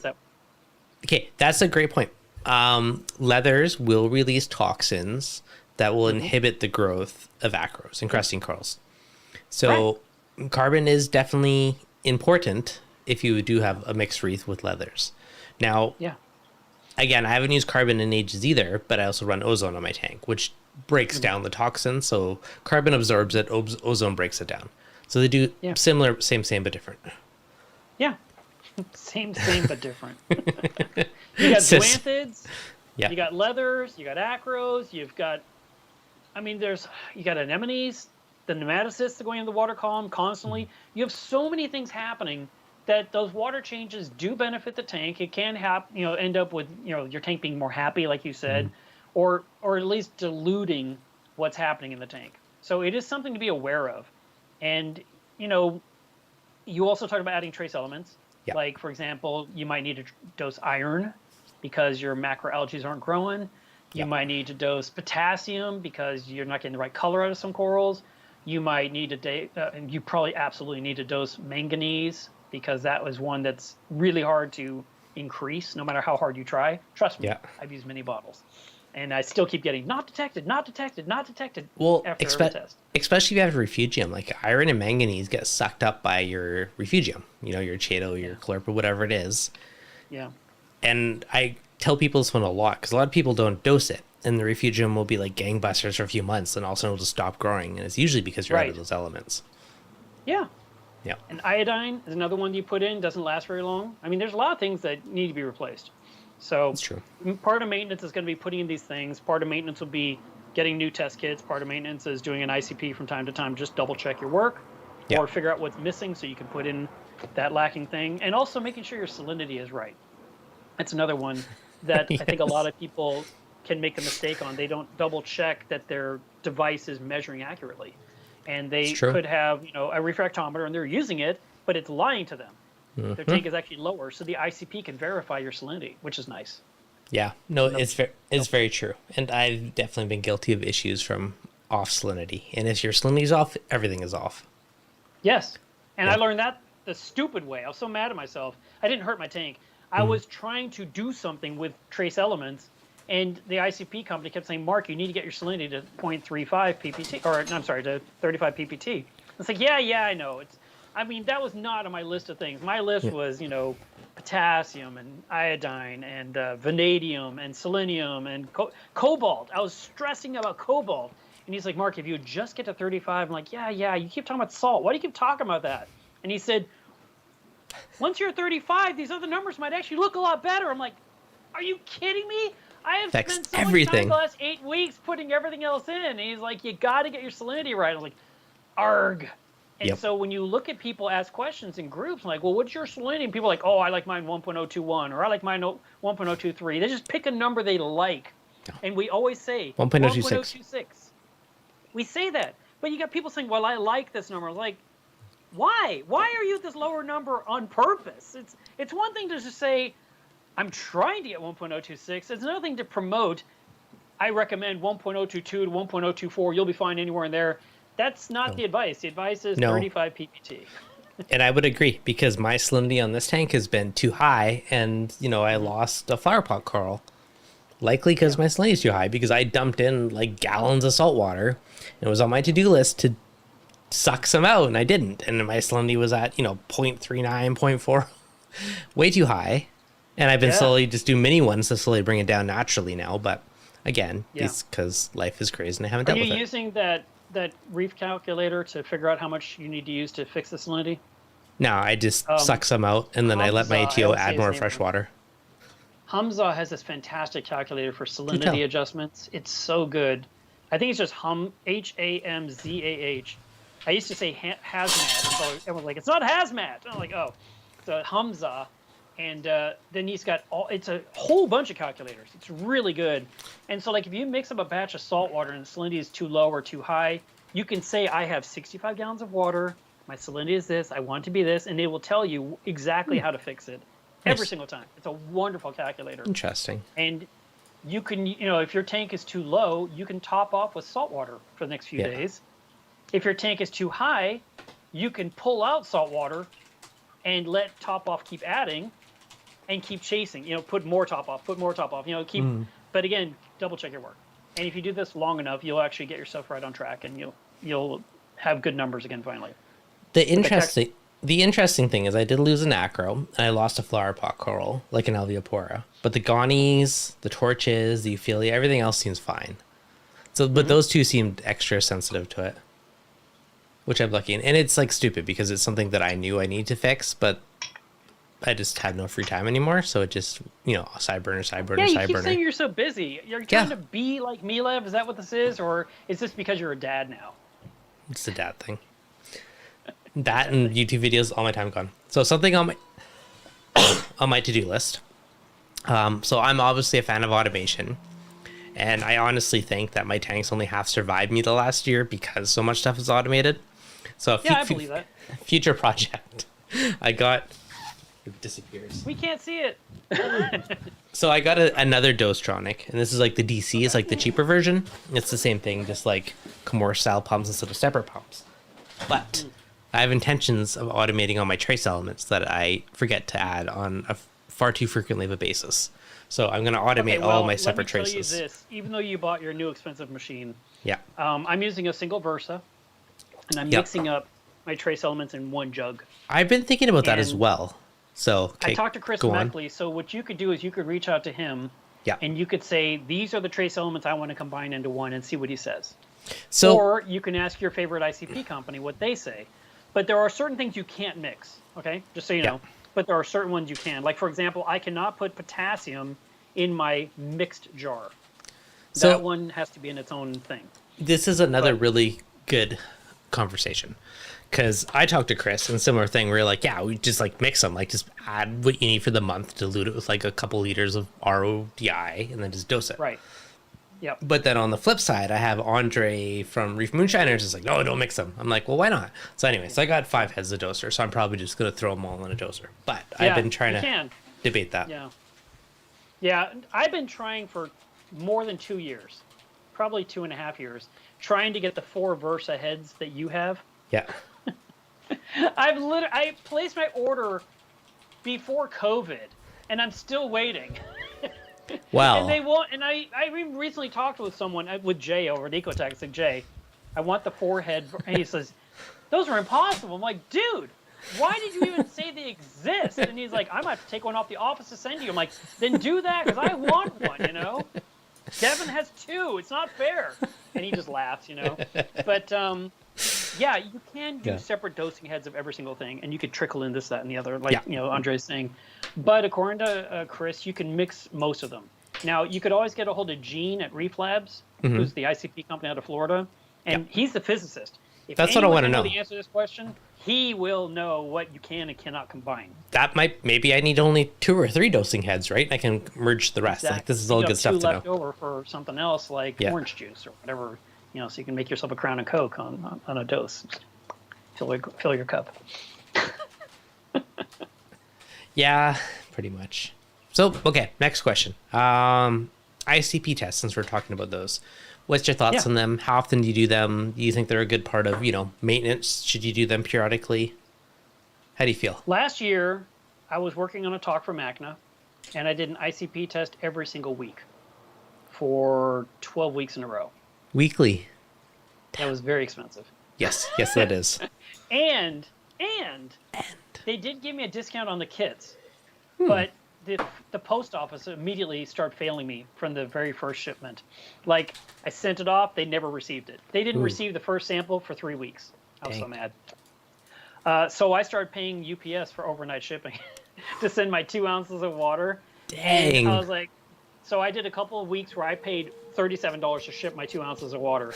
And then the other weeks I did 2-day shipping, which was $17 or $18 a shipment. So I was paying for the kit, and I was paying for this 2-day shipping, so I could have all my data in time for my talk at Markna. And I did the best I could with the talk, and people seemed to like it, so that was good. Nice. But at this point, I am checking probably every 2 months. That's pretty I good. almost like to check monthly because of the trace element dosing. Because if you're doing something wrong and you're not double checking yourself and you're just kind of perpetuating the wrong, you start losing corals, and then you'll send off your sample and it'll say like your I don't know, what's a terrible one? Your iodine, your aluminum is way too high. You're like, where did aluminum come from? I don't even have that. But I mean, that's the thing. It could be something like that is happening for whatever reason. So if you aren't doing the test frequently enough, you don't know the answer. No, that's fair. I probably do one every 3 to 4 months. I mean, I'm way overdue to do some. When I send them into, because I got 2 tanks, I just put both tanks in one envelope and ship them together just to make it slightly cheaper. I meant to do it this week and I forgot, so I'm going to do it on Monday. You guys get free. Because I don't like to send near the end of the week. I want to get there first thing in the week. I don't want to sit there over the weekend. You know, it's working its way to them. This is a question. You did them weekly. You probably didn't, but have you considered, send one off, overnight or your fast mail and send the other one normal snail mail? And is there a difference in the results? Never thought of it. Like, I never thought of that because number one, I didn't want to pay for another kit. No, I bought so many. I mean, I went through so many kits. I don't want to waste any on something a little slower. I just wanted my numbers. I wanted my numbers now. Now, I'll tell you this. I haven't found it. I've heard of it, so it exists. But apparently, these guys, they've really updated. I'm talking about Reef Labs. They've really updated their website. I've seen the changes, but apparently they've created a calculator where you can import the Reef Labs into it, and then it'll spit out what all you need to be putting in your tank for your next dose. Like, I need to do that. That would be awesome because I'm over here doing my own crazy Mark Levinson recipe where I think I need this many milliliters of this and this of this. And if they just said you need 18 of this and 12 of that, which, by the way, is not unlike what Triton recommends. It's not unlike what Fonamarin recommends. It's just, here's another calculator that works for the company I'm working with. And I'm really happy with what they've done for me. That I really liked how I can read the reports. I like that I can share the reports. And now apparently there's this calculator I need to know more about. I heard about 2 weeks ago, and I keep forgetting to get a hold of them to find out the link. Okay. Reeflabs.com is the company that sells the ICP. And so they have this calculator. It's probably in Google. I could probably find it like you right now. Just type it in and find it. I'm searching. But I haven't tried. So now it's one of those things that's on my hit list. Now, do they sell the supplements, or is there a calculator for different brands? How does that work? No, they sell. Okay, so they work with carbonate, which is the stuff from Chris. What's his last name? Not Meckley. The one Chris uses, that's in Florida somewhere. Yeah, it's his company. Carbonate's his company. Yeah, and he makes these little bottles. Captivate, thank you. Yeah. Yes, and so, and they say isolate on them. They say all these different things on them. They all end with an 8, and all those trace elements are really affordable, and that's what got me sucked in, because I could buy this little bottle of vanadium for like $9.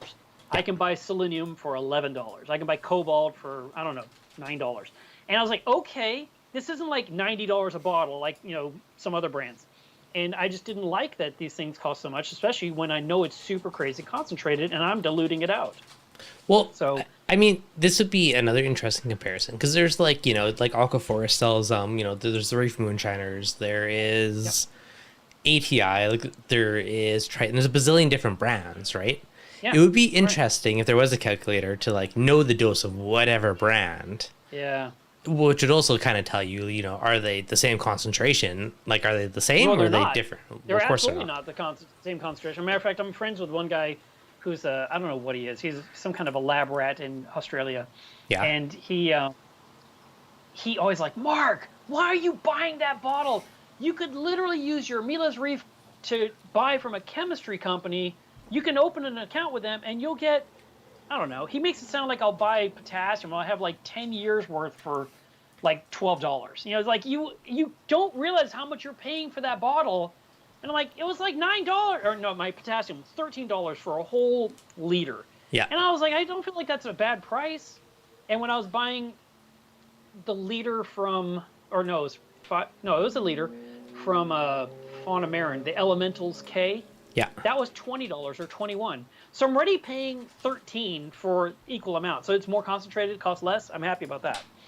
But he kept saying, you could just make your own. You don't realize how much money you could be saving. You know, I'm like, So you can make your own iodine. Maybe there'll be a Meleves Reef vanadium trace element line. Who knows? Maybe that's a thing for you. Maybe I should. You should. Play mad scientist. You can make your own extra concentrated, good deal bottles. They have to be made in a really clean spot. I'm sure Chris and different companies do that. They have a clean lab. I have a spot where I build sumps. So it's probably not the same equivalency. You just need one of those sandblasting kind of like cabinets where you have the gloves and you can mix it all inside. Yes. You'll be set. And I got to wear the whole bodysuit with the face mask and the tube coming out the back like I'm fighting COVID. Yeah, and just live stream it. They'll be like, what the heck is he doing? And you're like, purest trace elements around. Breaking bad. Booyah. Break and trace. Break and trace. I like that. I like that a lot. There's potential. I like it. All right. So it could be good. But yeah, if anyone's highly motivated. If you've never done ICP before and you just think it's a bunch of BS, I'm not talking about you. I'm talking about, the listener. If your tank is doing great right now, do an ICP right now. It's like your baseline. You can literally see all the numbers like, okay, my tank is super happy. And that when something goes wrong with your tank and you send off a new sample one day, you could compare it to your baseline and say, well, my tank was really happy when my calcium was such and such. And clearly, numbers aren't going to lie, but it's still kind of nice to have a comparison versus going in completely blind with your very first report that you've never read before. Well, and it's true. And most people do it when there's an issue, right? Not when their tank is perfect and pristine and happy. So it's like, okay, what numbers do I got to change to get back to the happy stage? And that is wise, for sure. It'd be nice to know what the happy stage was. Yeah, exactly. Yeah. So that is wise. All right, have to invest some more ICPs. I do recommend it. And, you have lots of choices out there. And I've used probably 5 different companies. But I'm really, really liking Reef Labs. That's where I'm leaning. And I sell their kits. I do sell the things I use myself. And that's why I sell their kit. That's fair. So why do you like Reef Labs over the rest? Like, what's their sales pitch to you? Or what's your pitch? Like, why are they the best? Pitch? Well, you're selling it to me because I've never used them. So what makes them good over the other brands? Let's just take another comparison, like Triton. Yeah. As far as I know, unless someone corrects me, I believe they're still shipping it overseas. I don't think they have a machine here in the U.S., so you have a little bit more of a wait for the results to come back. Fauna Marin was another one where you shipped it to like Houston, and then it went to Germany. I'm like, again, overseas, it's like I want something here. I was doing quite a few tests for a few years with the company in Denver, ICP analysis. Yeah. And then one day they just kind of irritated me. They just treated me weirdly, and I was annoyed. And I was like, I'm kind of done with you. And dead to you. And that's kind of around the time I learned about Reef Labs. Like, you know what? I'm willing to jump ship and try someone else. And when I jumped on with them, they had only been going for about 6 months or so, as far as I know. That could be wrong, but I think that's about right. And their website was telling you information, but it wasn't like there was things on the website, like each element had like 3 little dots. Typically, you touch 3 little dots and something happens. You could click on that, and nothing happened. Like, what are the dots for? You go, that's coming soon. I was like, oh, okay. Now, when you touch the 3 little dots, it unfolds and says what it was last time. Yeah. It says what it does, and it says how much it's changed. That's really cool. And then you can hit the fold button, and it goes back. A couple other things they do that I really like. Specifically, they do phosphates, which I really am happy to get. That is nice, actually. Because a lot of times they'll do like phosphorus or they'll do this, but they'll actually do the math and tell you what the phosphates truly are. Yeah. Like, okay, I like that. They do cool. Salinity. I really like that. And they do this thing with these ratios. And the ratios will tell you your calcium to magnesium. And it'll say you should be between like 2.9 and 3.1 is the ratio. And you're currently at 2.8. Or it'll say you're at 3.4. And so you know you're out of balance. You're not in ionic balance. So you have that information. And at the top of the screen, it will show the bad things, your bad report card. These are the 9 things you got to worry about. These are the 5. These are the 4. The better you get, the less you have at the top. And then they have a share button where it gives you a link you can share with anyone, and they can see the report, which I think is really convenient. So it's not like you have to download a document. Because a lot of times people would say, here's my Triton document. and they attach a PDF file to a group, and you're trying to unfold it, and your phone doesn't really know how to do it. So you go to your computer, and then you're trying to find the post. And this way, it's just a URL. It just opens a browser on your phone, and you can just go through it.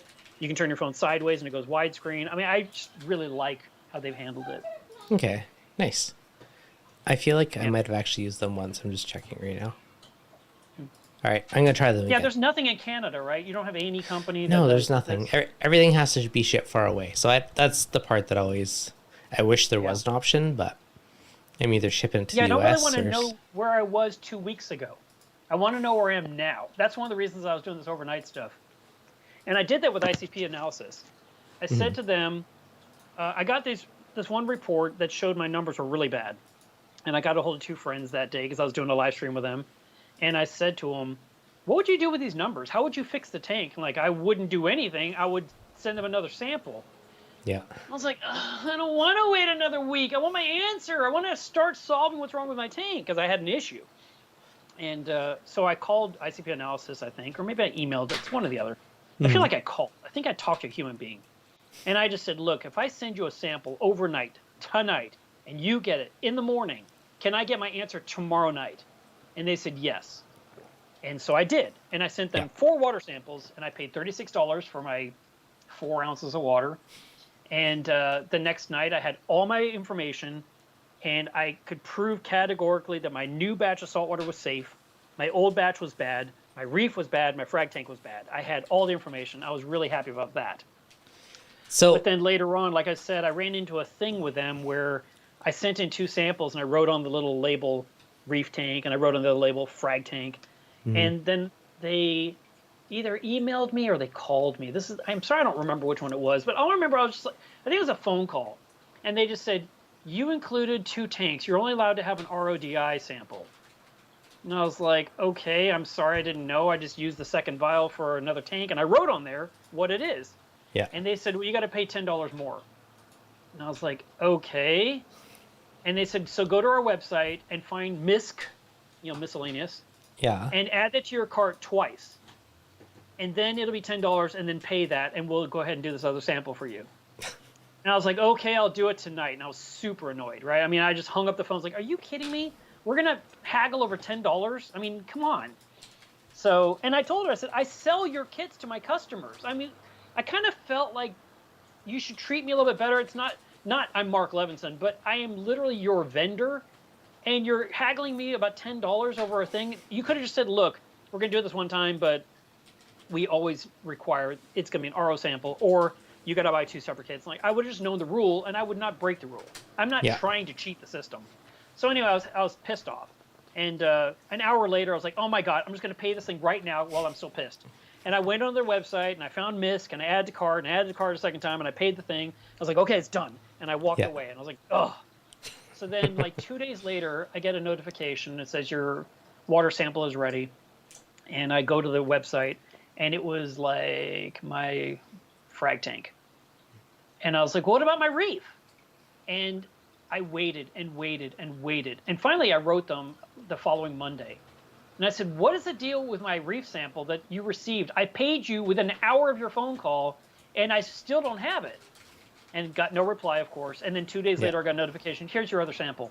And I was like, they were sitting on it. They were sitting on it waiting for the $10 and never noticed I paid it. And that was kind of my tipping point. I was just aggravated and irritated. Yeah. And I had a friend who sent off a sample to the same company, and it never arrived, and they didn't give him another kit. He was just out all the money, and he was out the kit. And I was like, and it was just, okay, this cumulatively stuff was in my brain, and I was just like, kind of done. And that's when Reef Labs came onto the horizon, like, oh. And I was like, okay, I think I'll try a different company. And that's where I'm at. So that's fair. It's just a true story. I mean, it could have gone a completely different way. I could be completely, absolutely loyal, faithful to that company to this day, and never even mention Reef Labs. Yeah. But that's just how this is how my life went. Nope, that's good to know. I will have to try them. I also need to do some ICP tests because I know I'm probably low on everything because I've been slacking on dosing. It's like the weeks I remember. But instead of doing daily because I was failing miserably, I went to weekly. Yeah. And I just dosed more weekly. And it's more successful, but some weeks still get missed, so it happens. Chris recommends that you dose trace elements slowly throughout the entire photo period. So like for 8 hours, it's just going in a little bit all the time. And I don't do that. That's why I bought a doser. Because I fail miserably. Your invisible box? Yeah, I see. Yeah, invisible doser. So I mean, perfect world, 100% agree with you. You dose your half a mil now, half a mil later, instead of doing it all at once. But it's so slow, it's crazy. Yeah, which perfect world, 100% agree. But again, it's not always feasible to have a ton of dosers for a ton of trace elements. So I mean, there's the blended options, or if you're doing specific ones. Now, on the devil's advocate side, your email's rejecting my address. Yeah, just devn@reefdudes.com, Phil. Try that. If not, I'll send you a different email after the stream. So my other devil's advocate side is the cost of an ICP. If you're spending, like $45 or whatever on an ICP test, how much does a bucket of salt cost? And are you better off just buying a bucket of salt for the same price due to big water change and, resetting some things? Like, again, depends on how big your tank is. But on a small tank, I find it harder to justify an ICP test because you just do a big water change. Everything's more or less reset. You can, unless something's going on with your tank and you can't solve it. If you are doing water changes and the tank is just not getting better, you're like, what is the deal? You might actually need to just know. I mean, again, it's possible it was a salt mix, okay? That's what happened to my tank 2 years ago. It ended up being, I actually literally had a bad batch of salt, which I didn't think was even feasible. Because I would test my water with, test kits. Yeah. But I was really severely deficit in a lot of stuff, including potassium. And that was a huge one. And I never cared about potassium before. And it was at 50% of its strength or less. So like you're supposed to have 400, and it was mixing at like 198. So here's a question. Now, you're an exception on the big tank because you have a big tank, right? Yeah. Like, that's a lot of water. Yeah. But if you like Caitlin's tank or one of the Nemone Cube or something, one of the smaller tanks, a 50-gallon tank. Right. If you are low on something and if you have a 50-gallon tank and you do a 100% water change, all your parameters are reset, right? Yeah, it should be. I agree with you. It's possible for something to be leaching, but if it costs you $50 for an ICP or $50 for a bucket of salt, at that point, are you better off just doing a massive water change and more or less resetting things versus ICP test? Now, as you get into a couple hundred gallons and larger, then yes, 100% ICP makes a lot more sense. But on a smaller tank, I'm always like the devil's advocate. I did the math a while back, and I think my water changes were costing me like $45 in salt, plus the cost of the water. So, I mean, a water change is not cheap for my tank. Yeah, exactly. I was like, man, because I'm using 80 pounds of salt at a time. So however you want to play out the numbers, it does add up. But I was saying, if for some reason you have a bad batch of salt, remember last year when a lot of people were talking about Tropic Marin having a problem, the ones from Turkey. Yeah. You wouldn't know without an ICP. You could say, this is the best salt in the market. I only use the best salt. You're changing your water, and your tank just keeps declining. You're like, I'm changing 100% of the water. My tank still declines. And it's like, maybe something's wrong with the salt. Now, I'm not. I don't usually point to the salt. I usually trust the salt because they have one job: sell you salt. Why would they mess it up? They want you to stay in the hobby, but something can go wrong during the mixing process, or elsewhere. I don't know. Yep. And it can possibly. It's a possibility. What is that thing they use in the court cases? Reasonable doubt. Yeah. I mean, there's a chance that yes, there could be something wrong, and then at that point, using an ICP test to verify. And that's how I found out my new salt was safe, because I did that I sent 4 kits on the same day. One was my reef, one was my frag tank, one was my old saltwater, one was my new saltwater. And the new saltwater came back with fantastic numbers. And I was like, okay, I trust the entire barrel. And the barrel makes 1,000 gallons of saltwater. So I knew the whole barrel was safe. And I would use 25% of the barrel at a time. I'm not using a few scoops like the average hobbyist. I'm using 80 pounds at a time.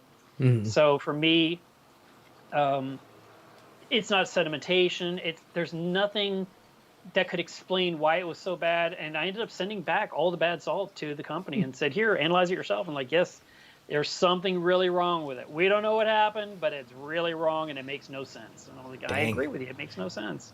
That is definitely a tricky one. It doesn't happen often, but it happens. No.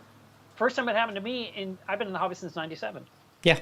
I mean, I think I've heard of 2 instances that, allegedly bad salt, but who Well, knows? I had a bad batch of Kent salt years ago. Mm-hmm. I had 6 buckets in my garage, and all 6 buckets were bad. Oof. If you took out a batch and mixed it up, and then tested, the alkalinity was 1 DKH. It was just missing alkalinity, and Kent got attacked by everyone across the nation, and of course internationally, and everyone was furious with them. And they said, look, send us a pound of your bad salt. If we verify it's bad, we will give you a replacement. Yeah. And so they sent me 6 new buckets. That was it. But at the time, I didn't know the salt was bad. And I just thought my house had too much CO2. Because when I would mix up my 55-gallon barrel of water, I would put in the salt, I would run the Powerhead, mag pump and let it mix. And then I would measure temperature, salinity, and pH. And the pH was crazy low. I'm like, oh, that's weird. So I'd buffer it up with soda ash, which is how you raise alkalinity. And I would just buffer it until it was the right DKH, and I'd do my water change. And my tank never skipped a beat, even though I was actually using a bad bucket. I just thought it was winter, my house was closed, I have CO2, and I didn't even know it was bad. And so I got really lucky because I would measure pH. Interesting. When you say a bad batch, so your instance, you had low pH, like was it low alk? Like what was bad about it? It was the 1 DKH of alkalinity in the batch. Huh. You'd mix up a whole barrel or a bucket or whatever you want to mix, and you would get 1 DKH or less. Oh yeah, that's really low. Yeah. That's fair. Okay. And what happened was a fish store in Arkansas called me up and goes, Mark, you use Kent salt, right? I'm like, yeah. He goes, go test it right now. I'm like, what? He says, go mix up some water and test it and call me back. So I did what he said. I mixed it up. I was like, wow, it's really low. He goes, I knew it. I'm going to burn that company to the ground. They destroyed my reef. He was furious. Oh, my God. He just blew up my phone. And he had a 500-gallon or an 800-gallon tank in his store, and he was doing water changes. And every water change, the tank got worse and worse and worse. And he just said, what is going on with my tank? And he says, okay, what do I tell my customers? Test the water. So he tested, and his water was, no DKH at all. And he was just like, this is unbelievable. And that's when he called me up and goes, Mark, test yours. and then this whole thread on Reef Central and hundreds of people, thousands of people were all like, I have bad salt too. I have bad, and everyone said it. And then, Instant Ocean or the parent company was giving people protein skimmers and giving them filters and giving them air pumps and giving whatever they wanted. And I remember they said, do you want one of our skimmers? Like, absolutely not. Send me the salt. That's what I need. And I said, what do I do with this old salt? And they said, well, you can use it. Just add alkalinity. I was like, I think I'll save it for an ice storm and throw it on the driveway. Like, you can do that too. I ended up just putting it to the curb and let the trash take it. I didn't want to deal with it, That's fair. But that happened, and it was a big deal. And this was a long time ago. Okay, so if you're only relying on water changes, yes, they'll definitely have a big impact. If you, for instance, did daily, a gallon a day water change, and you're dosing on top of it, you probably wouldn't notice. So it probably depends on how you run your system. It's like mine. When I was dosing the soda ash to fix it, I was fixing it not knowing it was broken. I thought it was something to do with my household. Yeah. I thought the dog and me, my kid, were breathing too much, and we're just lowering the pH really bad because it's winter, and the garage is, the house is sealed up because I never opened doors. I never let fresh air in. And I just assumed it was us.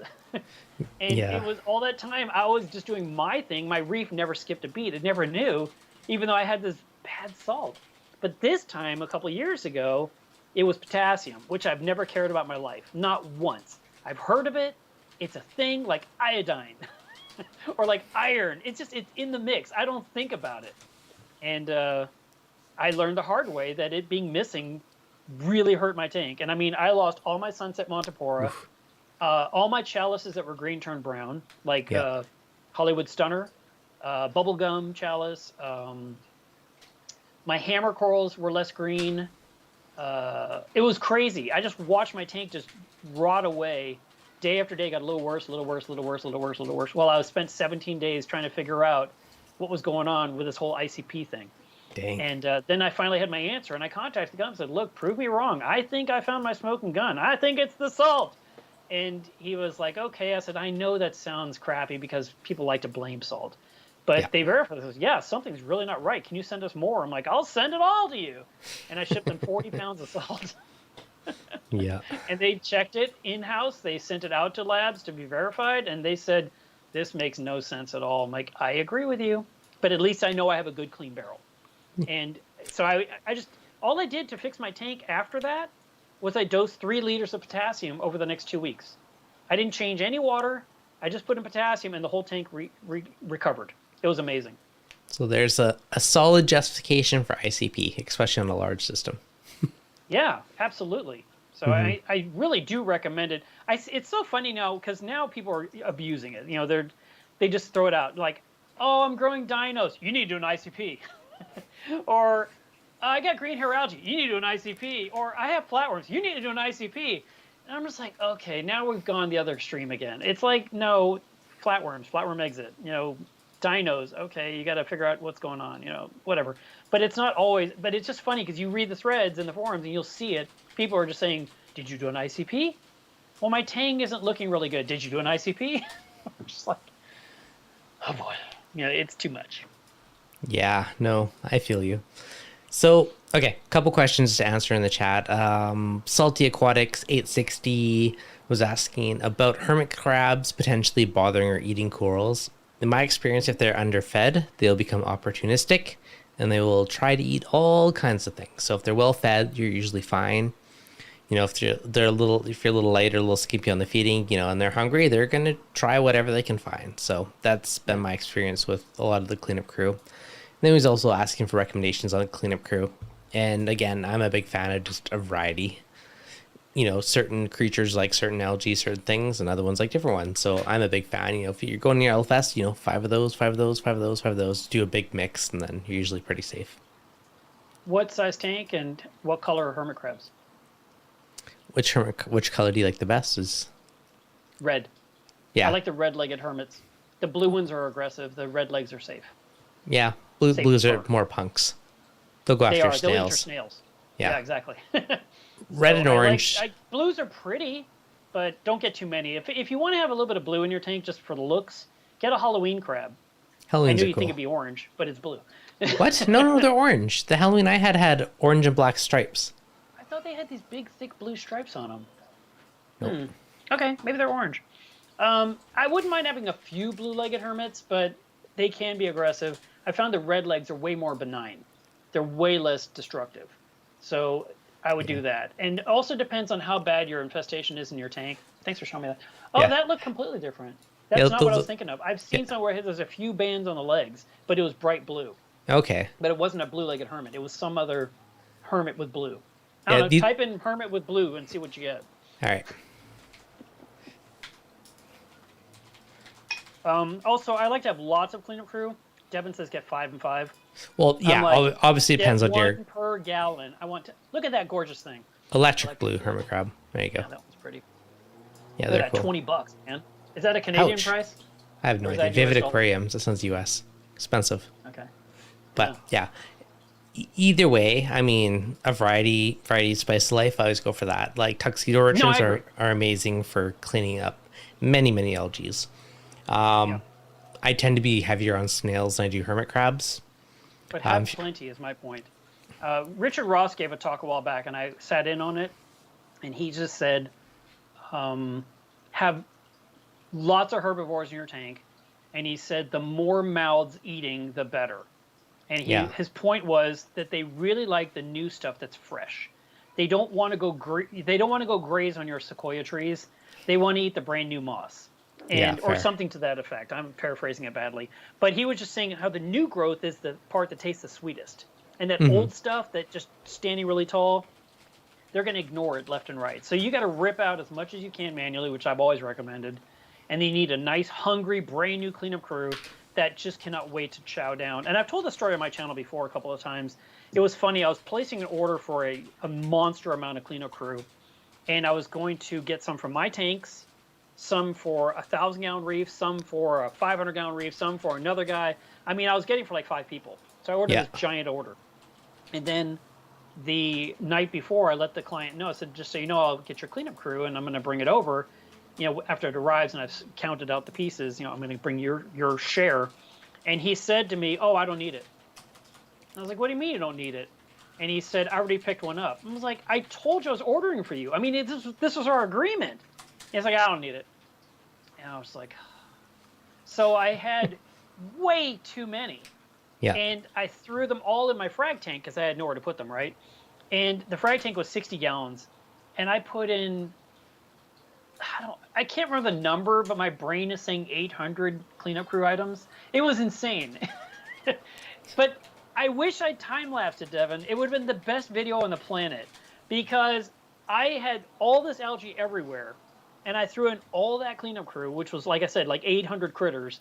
And the next day, the tank was clean from end to end. It was insane, as if I just set up a new tank. And That's I was awesome. like, that was awesome. That's awesome. Okay, so in my opinion, one of the best algae eaters is an urchin. I'm a big fan of the tuxedo urchins. Now, caveat, if you have an acrylic tank, they can leave little marks from their teeth in it. So again, on a glass tank, use them. On acrylic tank, be more cautious. Now, Yeah, I agree. I remember years ago, I had tons of hair algae and all this random stuff growing in my sump.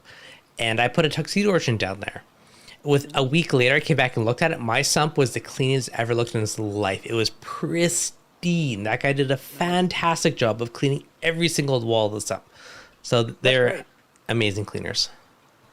Okay, so here's some things that when I come to cleanup crews, these are some recommendations. The first thing you can do is turn off your lights for 3 days. Scary, Yeah. but it works. Mm-hmm. The second thing you could do is lower your phosphates. And that one, phosphate RX. The third thing you can do is have a nice, big, healthy cleanup crew, including hermits. The hermits are important. I remember I went to the fish store. I talked to Frank, and I said, listen, I just had this algae problem in my anemone cube, and I don't understand it. I mean, I've never really run into this before, but this tank is just growing algae. And he said, how many hermits are in there? And I was looking at him, I was thinking, I was like, I don't think there's one in there. He goes, well, there you go.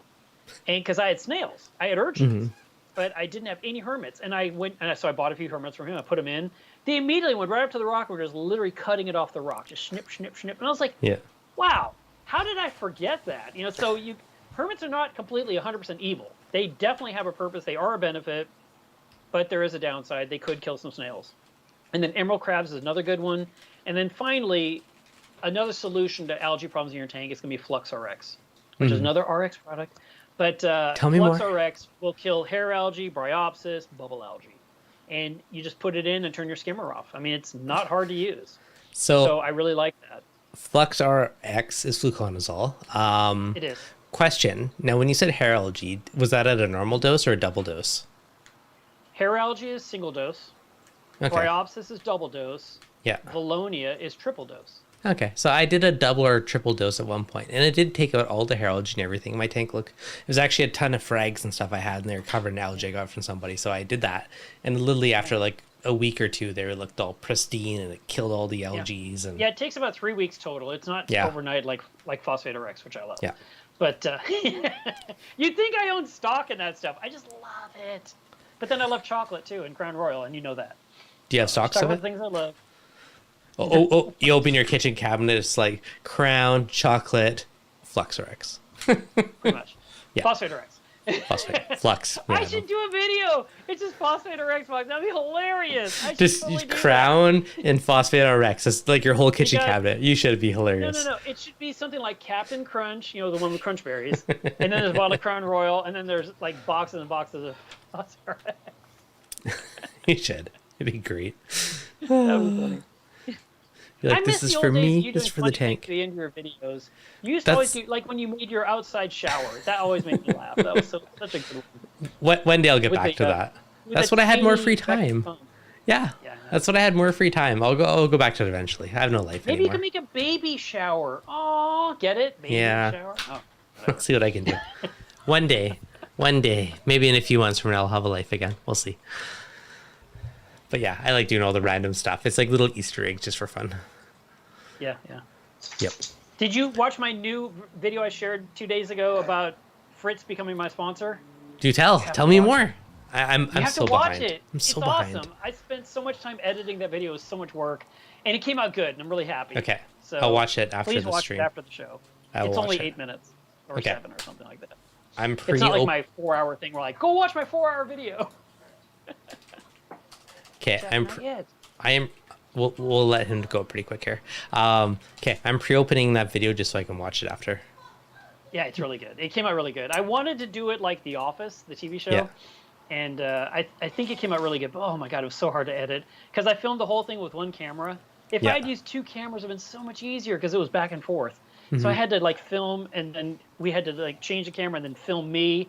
Yeah. And we had to remember the conversation. And then I had to go cut it and edit it all together. It was so hard. Oh, and I spent like nice. 4 hours to make 4 minutes. I was like, this was hard, you know?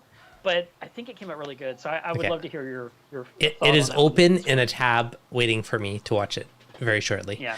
And you can have your kid on your lap and you just enjoy it. Just tell your kid to be quiet. Okay, I'm in. Yeah. I this is not reef related at all, but I spent the last like 2 weeks of my non-free time, aka after work, repainting the house. So it looks much nicer and more modern now. Nice. I'll send you a photo Inside later. or outside? Outside. Oh, Scaffolding. You did it while summer's happening? Are you crazy? Too hot for It that. yeah, I was dying some days. But it looks like 100 times better now. So anyways. That's good. Last night, not Yes. reef related, I'm going to continue what you started. I took Jack for her walk. Like she wants to go right now, right? Yeah. So I took her for her walk, and then we came back to the house, and we could not get in. So I have a smart lock on my house, and I always hit the button as we walk out. It locks, it does the deadbolt, and we go around the block, and we come back inside, and I just open the app, and I say unlock, and it wouldn't do anything. It did nothing. Battery dead. And it was 90 degrees outside, feels like 100. Feels like 100. It was awful. The humidity, the heat, I was dying. Jack wanted to drink of water so bad, and we could not get in the house. There was no way to get in. So I went into the app, and I changed like the PIN code. Like, okay, I'll do that, because there's a PIN code you can type in instead. Wouldn't do anything. I tried everything. So I called the alarm company and said, hey, I need your help. I can't get into my house. And they tried everything for 30 minutes. At this point, I went to the backyard with Jack because my studio, fortunately, was unlocked. Mm-hmm. That studio is 73 degrees. Yeah. Felt so good. We went in there. I filled up her bowl of water. She immediately started drinking like crazy, which I was really glad because she needed it. And then, you know, I'm on the phone with them. Like, we need you to, you know, go back to the front door, see if anything's happening. So I went back on the heat. Tried and tried and tried. We finally could not do it. So they gave me the phone number of 2 different locksmiths. And they said, call one of these guys and they'll open your house. So I called a guy and I went back to my studio and got in there where it was cool and waited for him to show up. And I said to the alarm company, are you going to pay for this visit? Because this ain't free and this is your equipment. And they said, yep, you can file a claim. Yep. Okay. So the guy came out and he could not open the front door. He broke into my garage, which was interesting. And we got into the house and got the door open. Well, the bill for him to open my house was $246. Ouch. Yeah. Ouch. So I called them up today. I said, so I was told you're going to cover this. So what are we going to do about it? And also, what are you going to do about my front door? Because I still can't use it. So we did another 30 or 40 minutes of troubleshooting, and the lock just won't work right. It's just something's wrong. Do they replace it or? They're ordering a new one that's going to be here in 3 to 5 days. So at this point, I'll use the key, obviously. But I usually don't carry the key. Yeah, because I agree. It's the same for 2 years. You hit a button, you open the app. The app is so wonderful. You know, it's like unlock front door, and it just does. And you just breeze your way in. It's so convenient. Mm-hmm. And I never expected this. And now I'm like, I guess I have to hide a key outside somewhere, which you don't want to do, you know? You know what? Which is funny. I don't think I've ever even used the key for my lock because I got like the touch one, and I don't think I've ever used a physical key ever. And the touch wouldn't do it either. It does nothing. And the battery said 100%, so it wasn't dead batteries. And it was alkaline batteries. I didn't try to use lithium or something that would make them mad. The machine is just kaput. So well, you need a smart lock on a second door, so you have another option. Then he really couldn't open the house. I was just looking at an old school analog garage door for him to crack open. But, analog garage door. Yeah. You know, with a... It's like your analog CD player. Exactly. Yeah, my VHS player. Yeah. Good times. All right. Anyway, we did get in the house. We got to cool off, thank God. Jack, of course, found a nice cool spot to relax. And then I came in here and tried to reacclimate to normal temperature again. The guy was really nice, but it took him 30 minutes to get in the house. I mean, it was not an easy task. It was a while. It wasn't. That's fair. I was kind of glad, because if he did it in like 3 seconds flat, I'd be really mad for the price. You know, the longer he took, the more $246 seemed more logical. Got to get your money's worth, right? Yeah, I mean, if it took him 30 minutes, then technically he's making $500 an hour, you know? It's pretty solid, actually. We're in the wrong career. That is way better than I get paid. Yeah. Oh, that's awesome. All right. Yeah.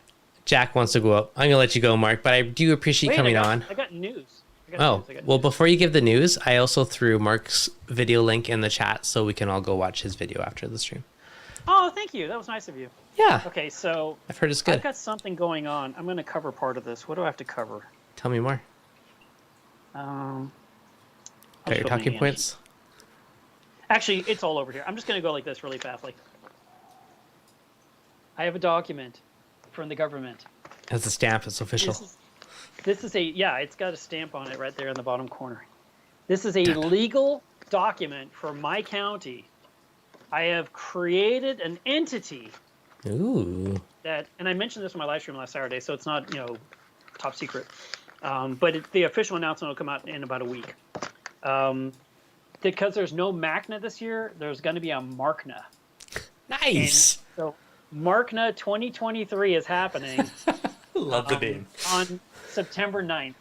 And it is going to be a 24-hour live stream telethon with 24 speakers and a raffle prize between every speaker. So that is a big deal. The big announcement comes out soon.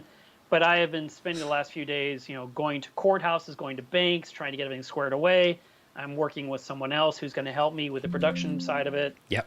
And as soon as we have a landing page we can point people to, we will, of course, get the word out there. And everyone's invited because it's on YouTube. And it doesn't cost anything to attend. Free attendees. Is awesome. It is literally a worldwide event because people from anywhere around the planet can tune in. And, of course, it'll be around the clock. So if you're asleep here, there's people awake on the other side of the planet that will still be tuning in and watching. And of course, everything will save to YouTube afterwards. That way you can still catch up and watch those separate streams from that event. But that is a big deal that I'm very excited, and I can't wait to tell everyone all the details, but that's just a little hint. Love it. Love it. I love the name, Markna 2023. That's such a good name. It's so good. Such a good play on it. Funny. It's so funny. Yeah, actually, it wasn't even my idea. Someone else thought of it and said, "You should do Markna," and I started laughing, and that's funny. And they kind of harassed me for about 4 weeks. I'm like, you know what? I should do Markna. Give them a high five from me. I appreciate that. I did let the people know at Masna what I was planning, and they said, "No problem. We're 100% supporting you," which I thought was really nice because I didn't want them to be offended.